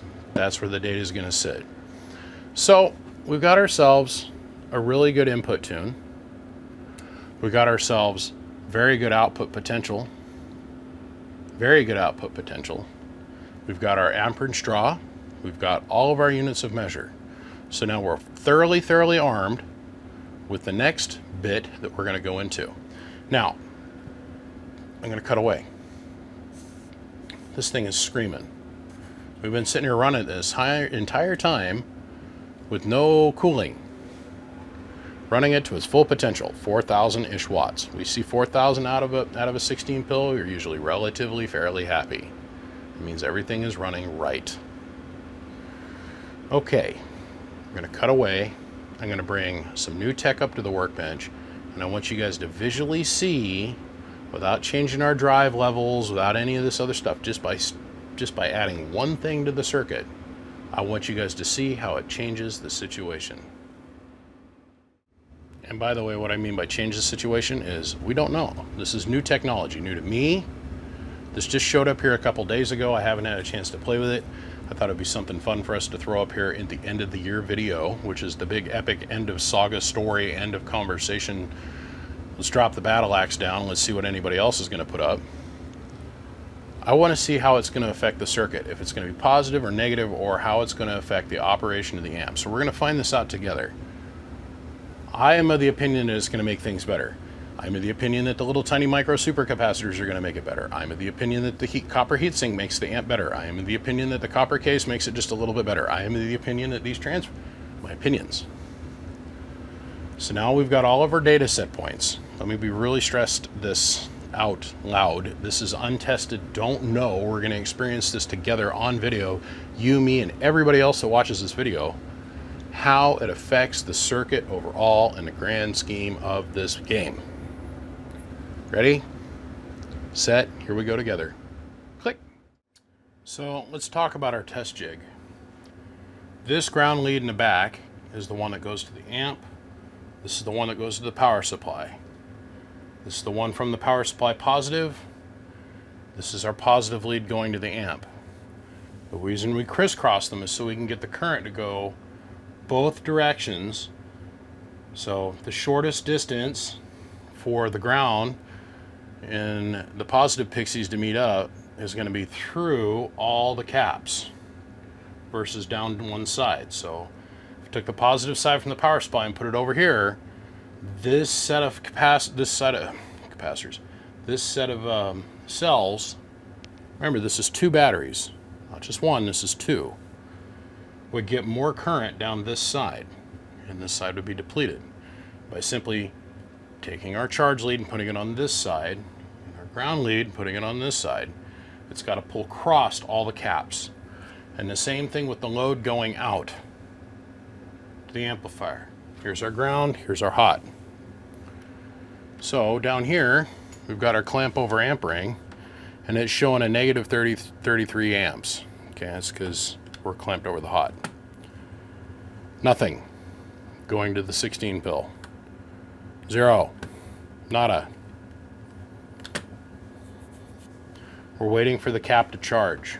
Now, what does that work out to? Well, we've got this set of probes, positive and negative, going to this voltmeter. This is the voltmeter inside the amplifier. Voltmeter at the battery. I gotta quit saying capacitor, I apologize, you guys. So I gotta wait for this thing to count down all the way down to 0, and then we'll be ready to start our test. Okay, so the only way to show this to you guys, it's a lot of different meters to look at all at once. and you guys are probably going to have to rewind this one segment over a couple times and watch it to get everything that's going on.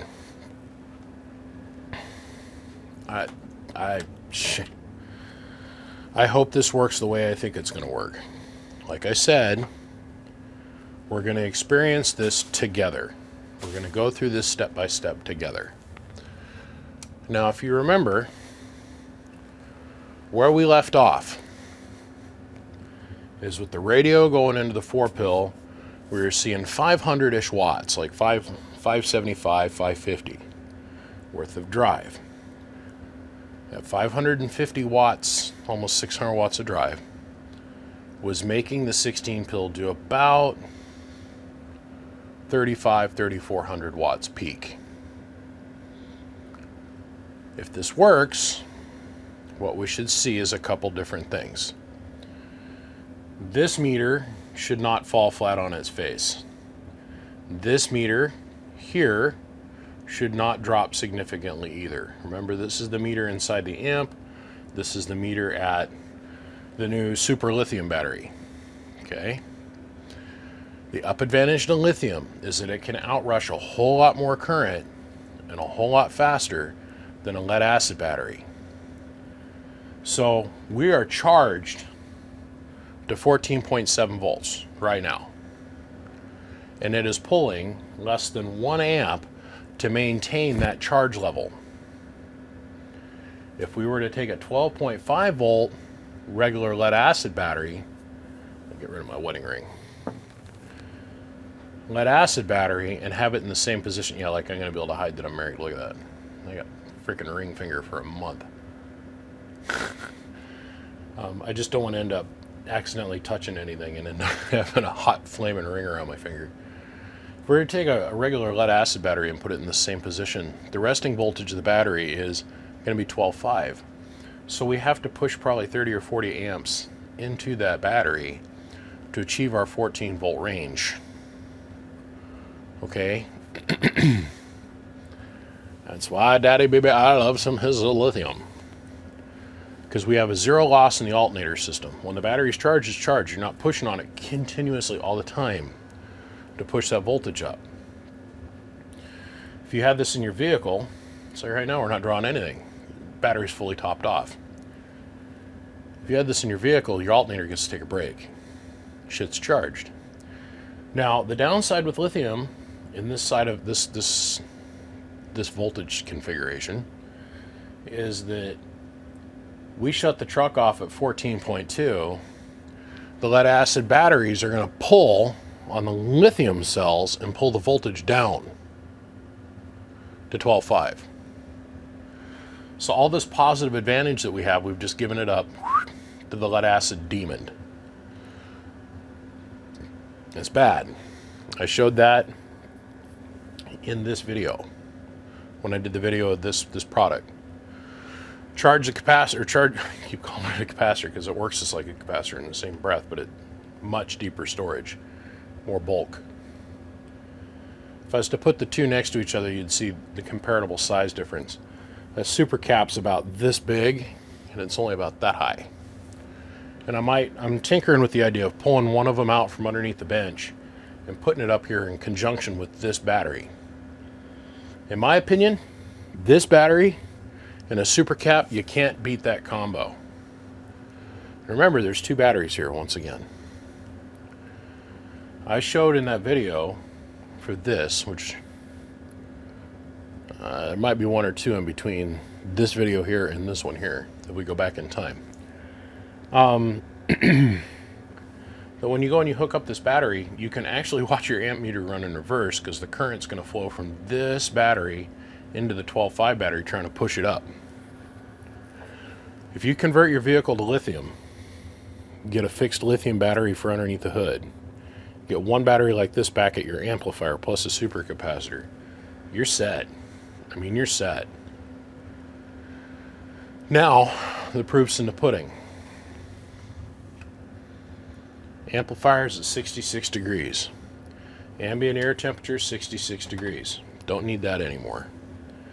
This amp meter is going to show you what the amp is consuming what the amplifier is drinking for current to make it make watts.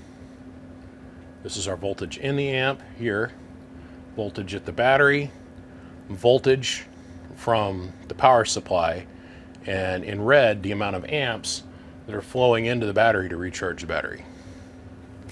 So, let's see. We are down on 1X, yes, we are. 16 pill is off. Let's turn on the 4 pill. Hello, audio 1 2 1 2. Now that number hasn't changed because our voltage hasn't changed. Nothing here has changed. We haven't changed any voltage, so we're producing the same amount of drive. 2950 hitting the straight 4 pill. Hello, 1 2 1 2. Wow. There's our 550 to 575. Okay, amp is on. We're now on 5X. So if this needle over here, let's zoom in on this and see if we have a power increase right out the hop. So if that needle goes past 35 or past 70 or past 18, however, whatever scale you want to look at it. Here, let me help you make this even better. Let's put a post-it note over it.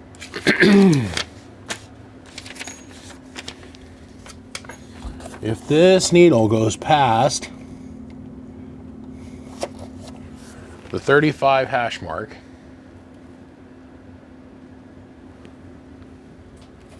our theory is working. That big tick next to the paper is about where it ran out of gas before. Ah, you son of a gun.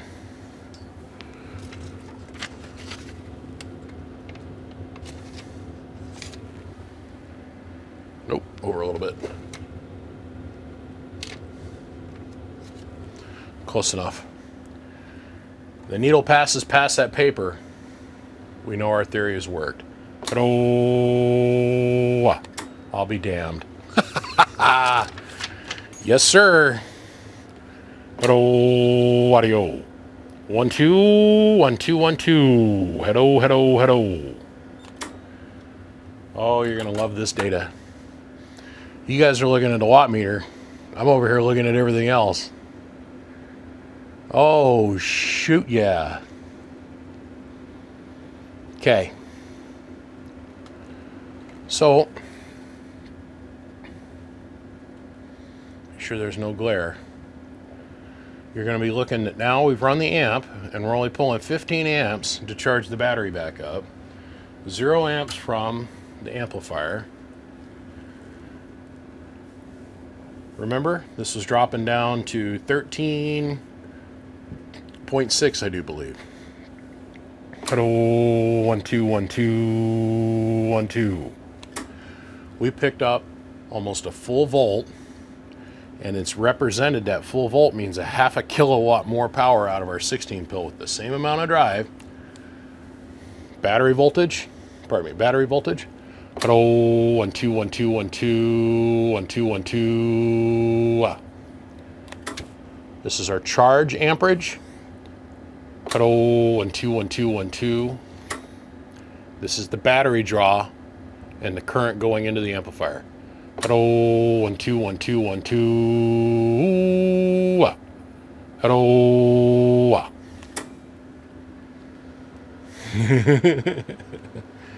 Hello, 1 2 1 2. This works way better. Very happy. Very, very happy with them results. Now we're pulling 33 amps, and we're trickling up in charge.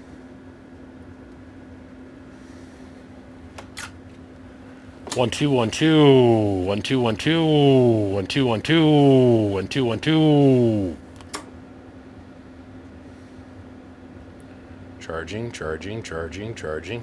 Hello, 1 2 1 2 1 2 1 2 1 2. Charging, charging, charging, charging. Hello, 1 2 1 2 1 2 1 2. Charging, charging, charging. Okay. Now, we'll turn this up to be at the same voltage that's in my truck. Let's give it a minute to catch up. Now we're pushing some more current into the batteries. Remember, our maximum charge in this configuration is 15.8 volts.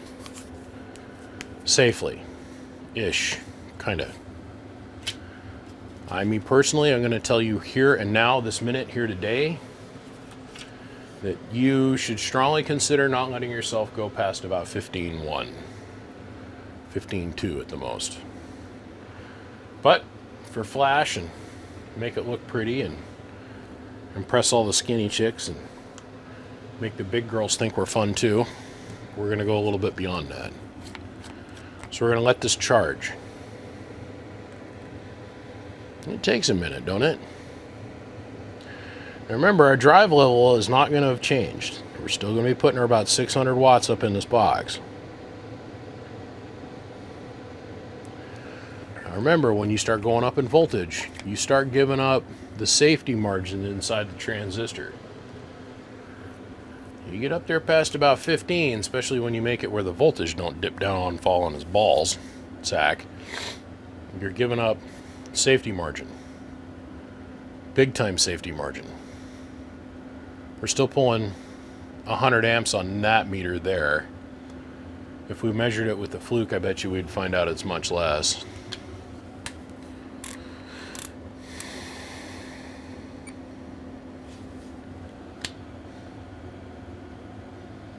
Hmm, 70-ish amps. So we're pretty close.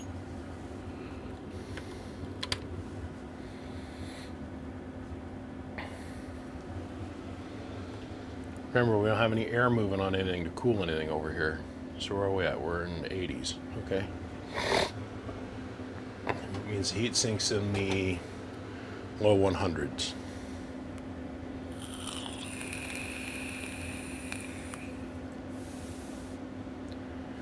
That battery is pulling that much current all the time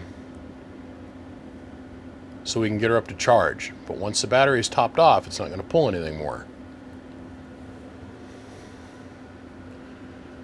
It's not like a super cap. It's not like it's going to be able to inrush a ton of current and then drop it immediately. It's inrushing the current, and then it's going to...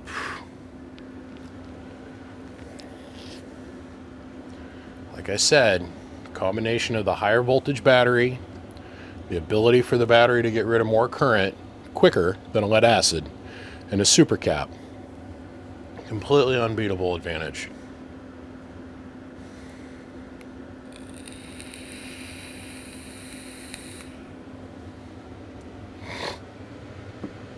And still, at the end of the day, nothing beats generation.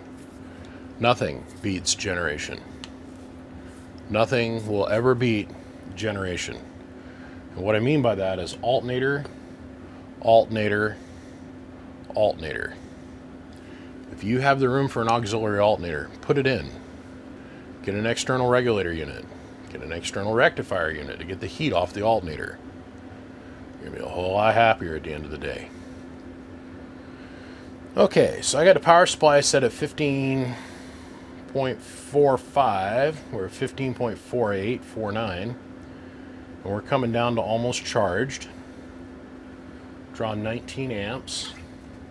We were making 4,000 watts. I bet you we see 4,400 with only 600 watts of drive. God, I remember when the Toshibas were cheap and we would jam like 1,000 plus watts into a 16 pill. I remember when the Toshibas were HG cheap. Hello. Yep, 4,500. Hello, 1, 2. Voltage stays up. Voltage stays up. Pulling several hundred amps out of the battery. And here's the thing. So you shut your truck off, and the thing's charged. Unless you got a parasitic drain, like leave your lights on or your doors on or something. This thing, good to go. Start the truck back up. Battery's still fully charged. Does its job. Hello. Hello. Hello. Oh man. All right, so I want to try the same experiment now with the derail radio. A little bit more drive, a little bit more bird.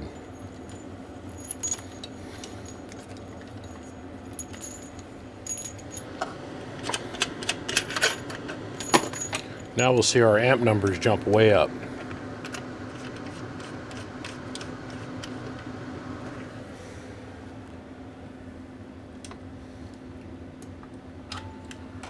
Let's go to the 955.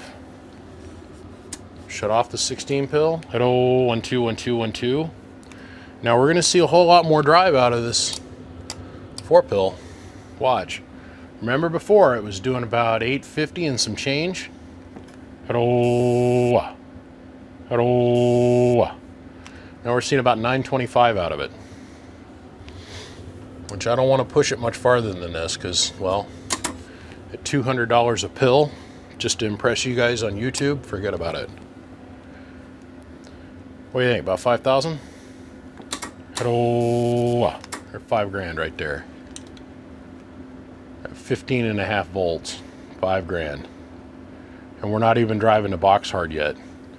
Hello. 48 and some change. Well, I don't even have the mic gain all the way open yet. Hello.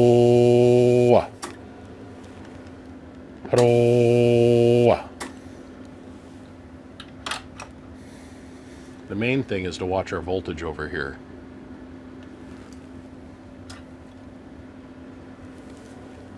Hello. Stiff. And immediately back up above 15 volts again. So now we're within the butter zone of the battery. We're in the butter zone of the box. We're in the butter zone of everything. So let's see what we're seeing for amp draw. Still pulling about 22 amps to charge the battery up. Hello. Only 230 amps, supposedly. Hello. 230 amps here. I don't believe it, but that's what it says. Hello. 1 2 1 2 1 2 1 2 1 2 1 2. There, 362. I believe that better.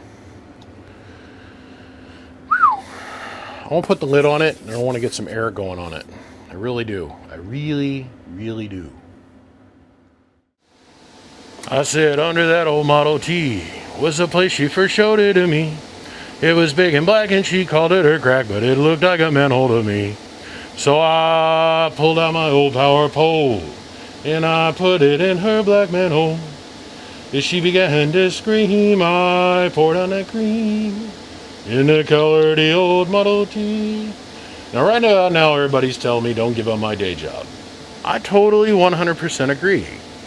Do not give up my day job, no doubt about that. No matter what I do, no matter what I try, I said don't let me give up my day job. I said don't let me give up my day job. See, now if we were running a 12.5 volt battery in conjunction with this thing right now, when we want to modulate, our voltage would drop down to 12.5 instead of staying stiffly at 15 volts flat. It's just something for everybody to think about when they decide the next time they go to buy batteries. Do they want to be cheap and go to AutoZone and get a diehard? Or do they want to buy a real battery, go to excesspower.com, for excesspower.com, and buy themselves a real battery that allows them to get the job done, hold the voltage up, and maintain their power output for a long period of time. Food for thought. Just thought I would share this new game-changing technology with all of you. You would not be able to do that on a supercapacitor.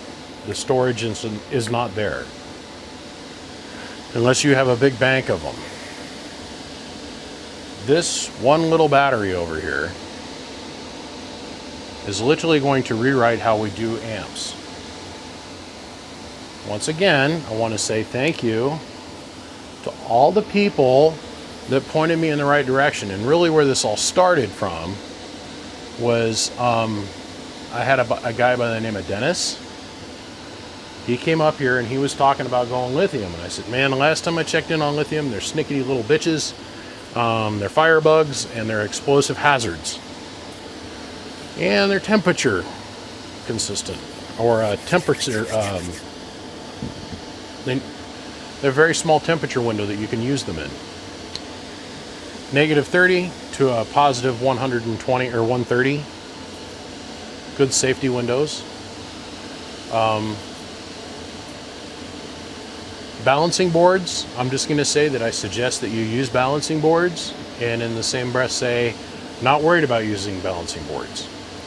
That decision should fall down to the end user. If you're going to build yourself a DIY battery like this, you should probably take a minute and learn a little bit about the technology. Google it, watch a couple YouTube videos, and become educated about it before you jump off the bridge into the river of lithium. If you're using cheap lithium, as in what I mean by cheap is this whole setup here is about 600 bucks. To get the same equivalent from, well, the Ford Leaf batteries, you're going to be into it about 400 bucks. Is that $200? Is it really worth the safety of your vehicle catching on fire and your ship blowing up and burning all your crap to the ground? I personally don't think so. There's lots and lots of different kinds of lithium batteries. These are lithium, I believe, carbon. Could be mistaken. So don't quote me on that. These are incredibly stable. They're water resistant is the term that we need to remember. Most lithium batteries, if you expose them to water, you're going to have a fire. A very energetic, very unhappy fire that isn't going to go out if you keep putting more water on it. That's some lithium batteries. There's other versions of lithium batteries where the only thing that happens, the battery shorts out and goes bad. There's many different kinds of lithium. So don't assume that you know everything. Take a minute, educate yourself, and I put that burden of proof on yourself, your own core person. You need to go learn about this. So Dennis came here, suggested that it might be something that I should think about. I went and I called my buddy Nate over at Hopper. He told me what he had going on. I called my buddies at XS. They told me what they had going on. I said, send me some, I want to play with them. They got here, I played with them, did a video for you guys, and I have been nothing but impressed. Now the downside of that is I've now got $3,000 worth of batteries that are lead acid based on my workbench that I want to throw away. Well, not throw away, I'm going to sell because they're all brand new. They're not even like 4 months old. It's exhausting. Technology is expensive. It's worse than your iPhone. No, because the iPhone can bring you other kinds of pleasure. Look, the moral of the story is we're just moving forward. The way we used to do things in the old days, I get it. I come from them days. The big 350 amp Lee Navilles that are this long and weigh 400 pounds, and now we've shrunk that down to an alternator that fits in the stock location. Hell, we've even exceeded that. We now have an 800 amp alternator that's cold, 500 amp alternator hot, in the same size as the stock Chevy alternator. Let that sink in for a minute. Instead of having two Lee Naville 350 amp alternators, we now have it down to the one alternator the same size as a stock Chevy alternator. Scary, but factually based. I don't know how much farther I can take this tech.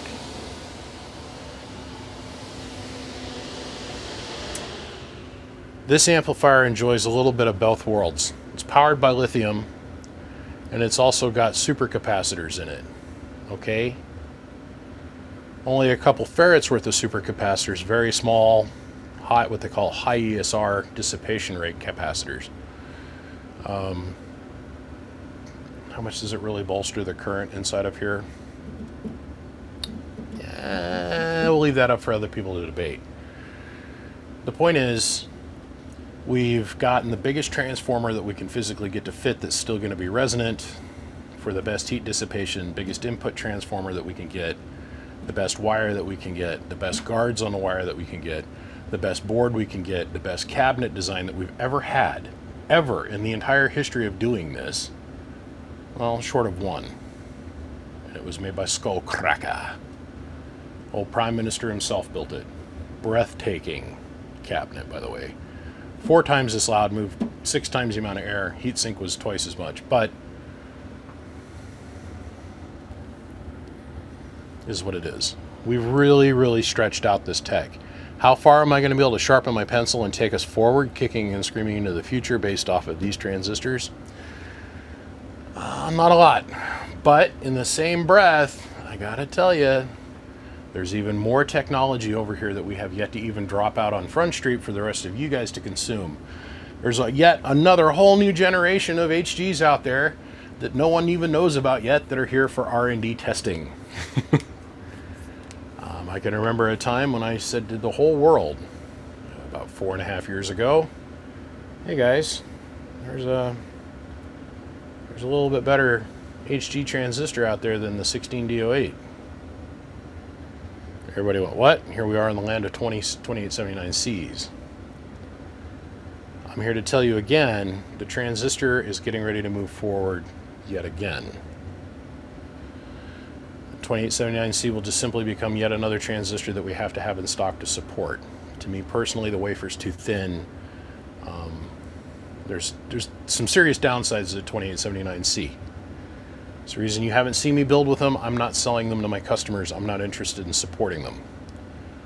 I think that we have not quite got that end of the sharpened stick sharp enough yet, and we have seen it with lots of failures with those components.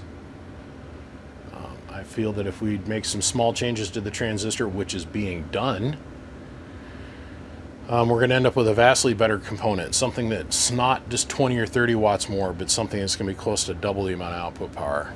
In the same breath, the invenerable 2879 Toshiba, that is a 40-year benchmark that not a single other component can achieve. Time just keeps on ticking into the future. Well, guys, we're at the tail end of this show. This has represented a small fortune in time, not just in construction, but in the shooting of this video. Please note, I went to RG393. I got my FLIR out after shooting that last segment. And this piece of RG400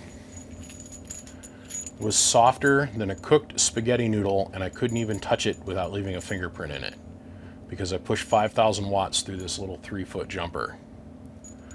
It held it, but it was incredibly hot. Remember, heat means resistance. Resistance means loss, which is an expression in dB.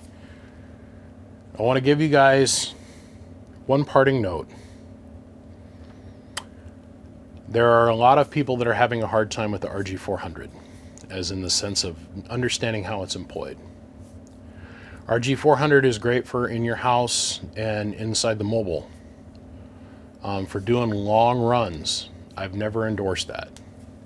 If you're thinking that you're going to replace your, let's say, 213 that runs from your watt meter out to your antenna 75, 100 feet away, I would not suggest you use RG400 if you're going over 1,000 watts. There are people out there that are just dead set, vehemently just not wanting to look. You go look at the data sheets, you're going to get a little confused. There's guys that look at the data sheets and they want to jump up and down and say they're right. I look at the data sheet from a different point of view and go, well, loss is loss, but what are they gauging the loss at? Resistance loss, heating loss, signal loss, loss dissipation. Are you really going to be able to measure that much signal? No, we're talking about maybe a watt or two that it's going to lose over that distance. The main thing I want to stress about RG400 is the center conductor is small, and yes, there's lots of strands, which means there's higher surface area, but when it comes to a long distance, long run, you want to have a larger center conductor that is stranded, and if you go get 213 dual shield or even quad shield, the loss ratio is minimal. It's going to last you a long, long time. Just keep it in mind. Look at all different aspects of the coax. RG400 is the coax of the gods. RG393 is the coax of the gods of the gods. Just saying. You can't break it, but is it really the best? It depends on what you gauge the best to be. This entire video is dedicated to you guys. Every single person that helps me be able to do what I get to do out here. That's every guy that's ever taught me how to wipe my butt, to wipe my nose, how to hold a soldering iron, how to stand here and help talk in front of other people, how to cover multiple topics, and then taught me about all those topics. That's everybody that's trying to be in this game, everybody who wants to be in this game, and everybody who wants to help other people be successful in radio, and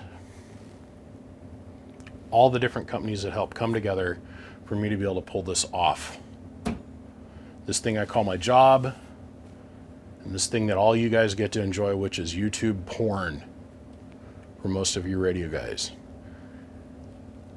It's not me that's important, it's the equipment, and it's the knowledge that I'm able to share with all of you that carries more weight than anything I have to say or think about. Thank you. We're still here yet another year. Next year looks just equally as bright, and I can't wait to see what the future brings coming up past that. Gentlemen, more cool kick-ass shit to come, I can guarantee you that. If you've never watched my channel before and you haven't subscribed by now, you should really think about doing it. Make sure to hit the bell so you get notified when more of this porn comes out for you to all enjoy. Now, if you don't mind, I'm going to wrap up the tail end of this year. I'm going to go collapse in my house for a couple days, and I'm going to enjoy the fact that I'm not out here working, and I'm going to wait and pray and thank God 2020 is over. Bring on 2021. Gentlemen, my name is BBI, and without a shadow of a duck plucking doubt, I am the biggest mud duck in Idaho. And hopefully, maybe somebody will call me up and want to buy this giant copper contraption. If not, I'll just wrap it up and sit it in the closet. I appreciate every single one of you guys, and I'm grateful. I am truly humbled and grateful for what I get to do, the things I get to play with, the companies I get to work with, and some of the things that I have the honor of being able to work and produce. I'll see you, gentlemen. Bye.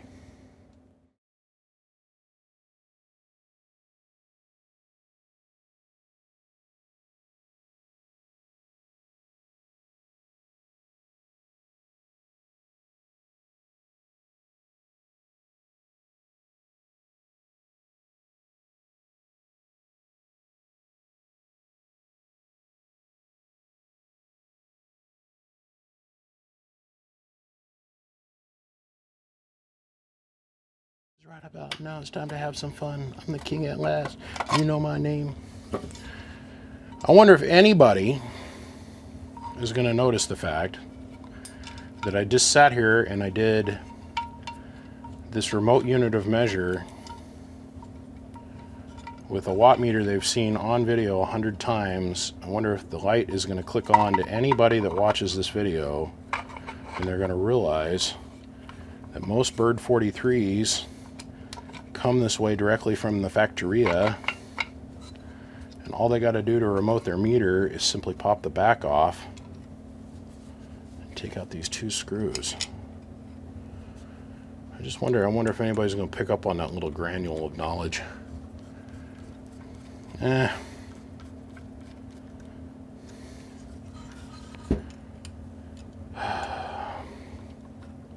think Ozzy said it best. I hope to pray. I hope to pray. Dear Lord knows I'm just here today. Whew. Remember, don't ever work on or transport your meter without having a blank in it. See ya. I know I got one question I haven't answered yet. How long can we really run the 16 pill off this little battery without any supplemental current attached to it?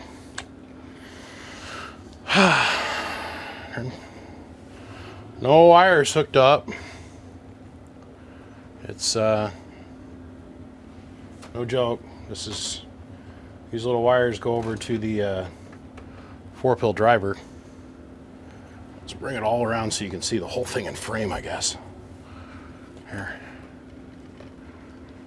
Look at it like this. This is the lead that goes to the amp. This is the other lead that goes to the amp.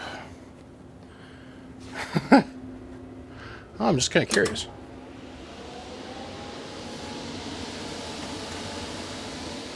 The wreckage of my past keeps haunting me. It just won't leave me alone. I still find it all a fantasy. Could it be a dream? The road to nowhere leads to me. Hello, 1 2 1 2 1 2 1 2 1 2 1 2 1 2 1 2 1 2.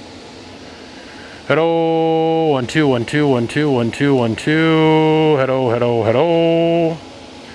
Hello, 1 2 1 2 1 2. Hello, 1 2 1 2 1 2 1 2 1 2 1 2 1 2 1 2 1 2. Hello. Hello, 1 2 1 2 1 2. Hello, 1 2 1 2 1 2 1 2 1 2 1 2 1 2.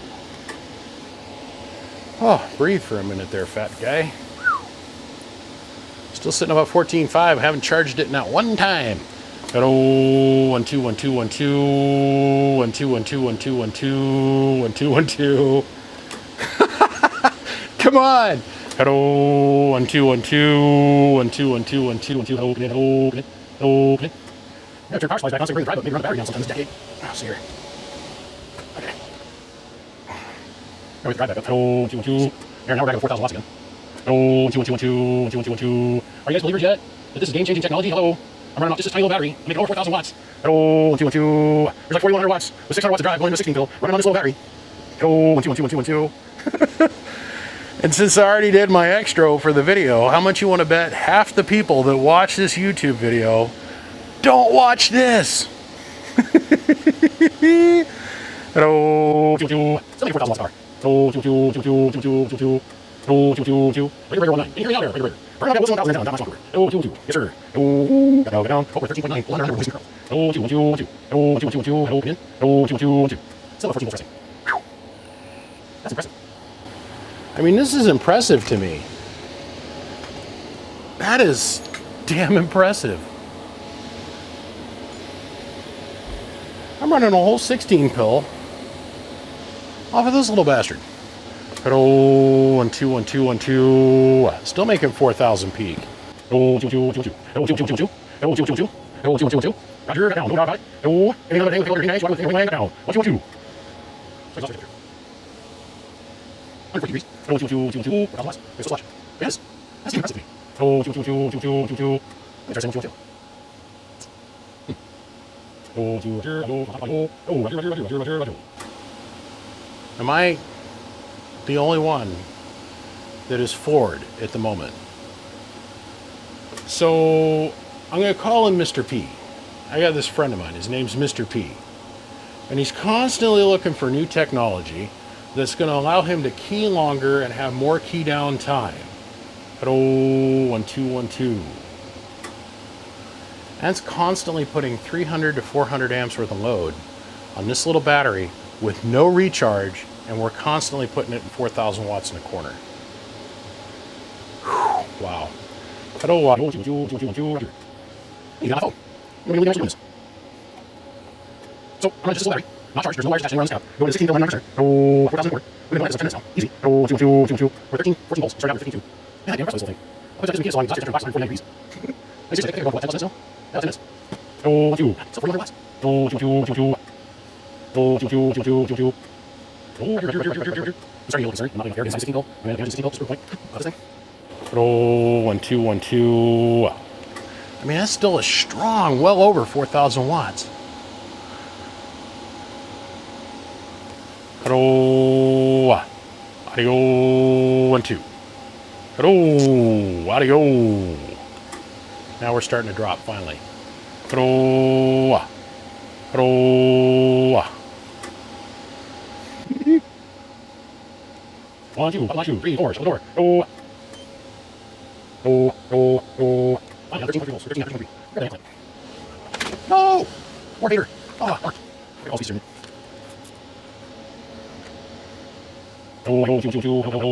Wow.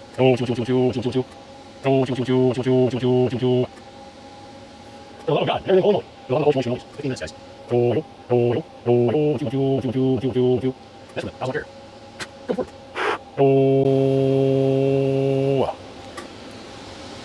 Oh, 154. I gotta let the amp cool down for a minute.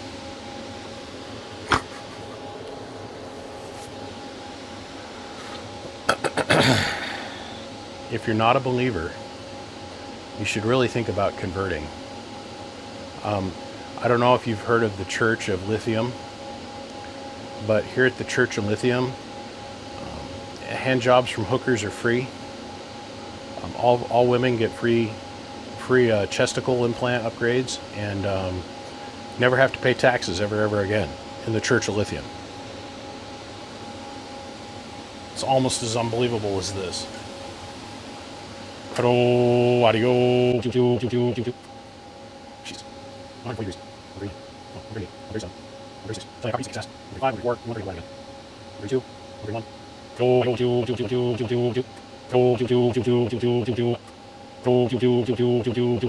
Equipment 13. Holiday 13 today. I'm going to try to talk Jeez. 140 degrees. 138. 137. 136. Tell you, copy 6 test. 135. 134. 131 again. 132. 131.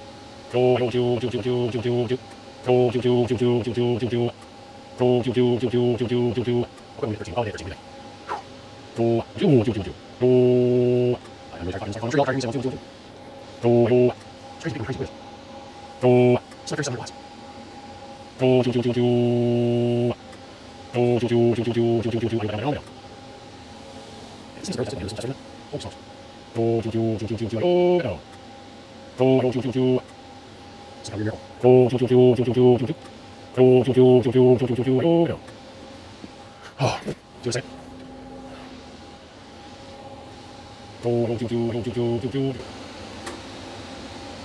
13.1. Audio. We're still higher than the resting voltage of a normal lead acid battery after 30 minutes of talk time almost. Oh, hello, 1 2 1 2 1 2 1 2 1 2 1 2 1 2 1 2. Hello, audio, audio, audio, audio, audio, audio, audio, audio, audio. 12.98. Hello, audio, 1 2 1 2 1 2 1 2 1 2. Hello, audio, 1 2 1 2 1 2 1 2. Roger, right on, got down, no doubt. Roger, right on, got down, no doubt. Roger, down. Oh, where's your I don't have video. What up? We haven't something left here. 1 2 3 4. It's more. 5 6 7 8. 2 2 2 2 2. It's the most impressive thing I've ever seen in my life. 2 2 2 2 2 2 2 2 2. Running full 6 minutes of video. Just something I should do. 2 2 2 2 2 2 2 2 2 2. It's supposed to be a short segment. Done. Look at what you guys can do. It's all your fault. 2 2 down. Still have 13 volts. 2 2 2 2. Barely well. Hold on. We're still not at a resting voltage for a regular lead acid battery.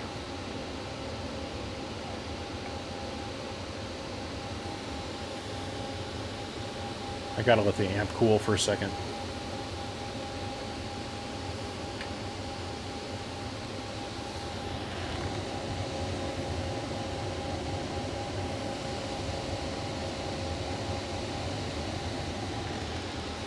God, a cooling system works so good. 157, boom, all the way down to 140 already. 139, 138, 137. Hello, audio, 1 2 1 2, audio, 1 2 1 2 1 2 1 2 1 2, audio. Got down. I'm getting bored. Everybody's getting tired of hearing me say 1 2. My viewer retainership on YouTube is probably 0 at this point. Audio, 1 2 1 2. I got down. Your fart sucking fart lover.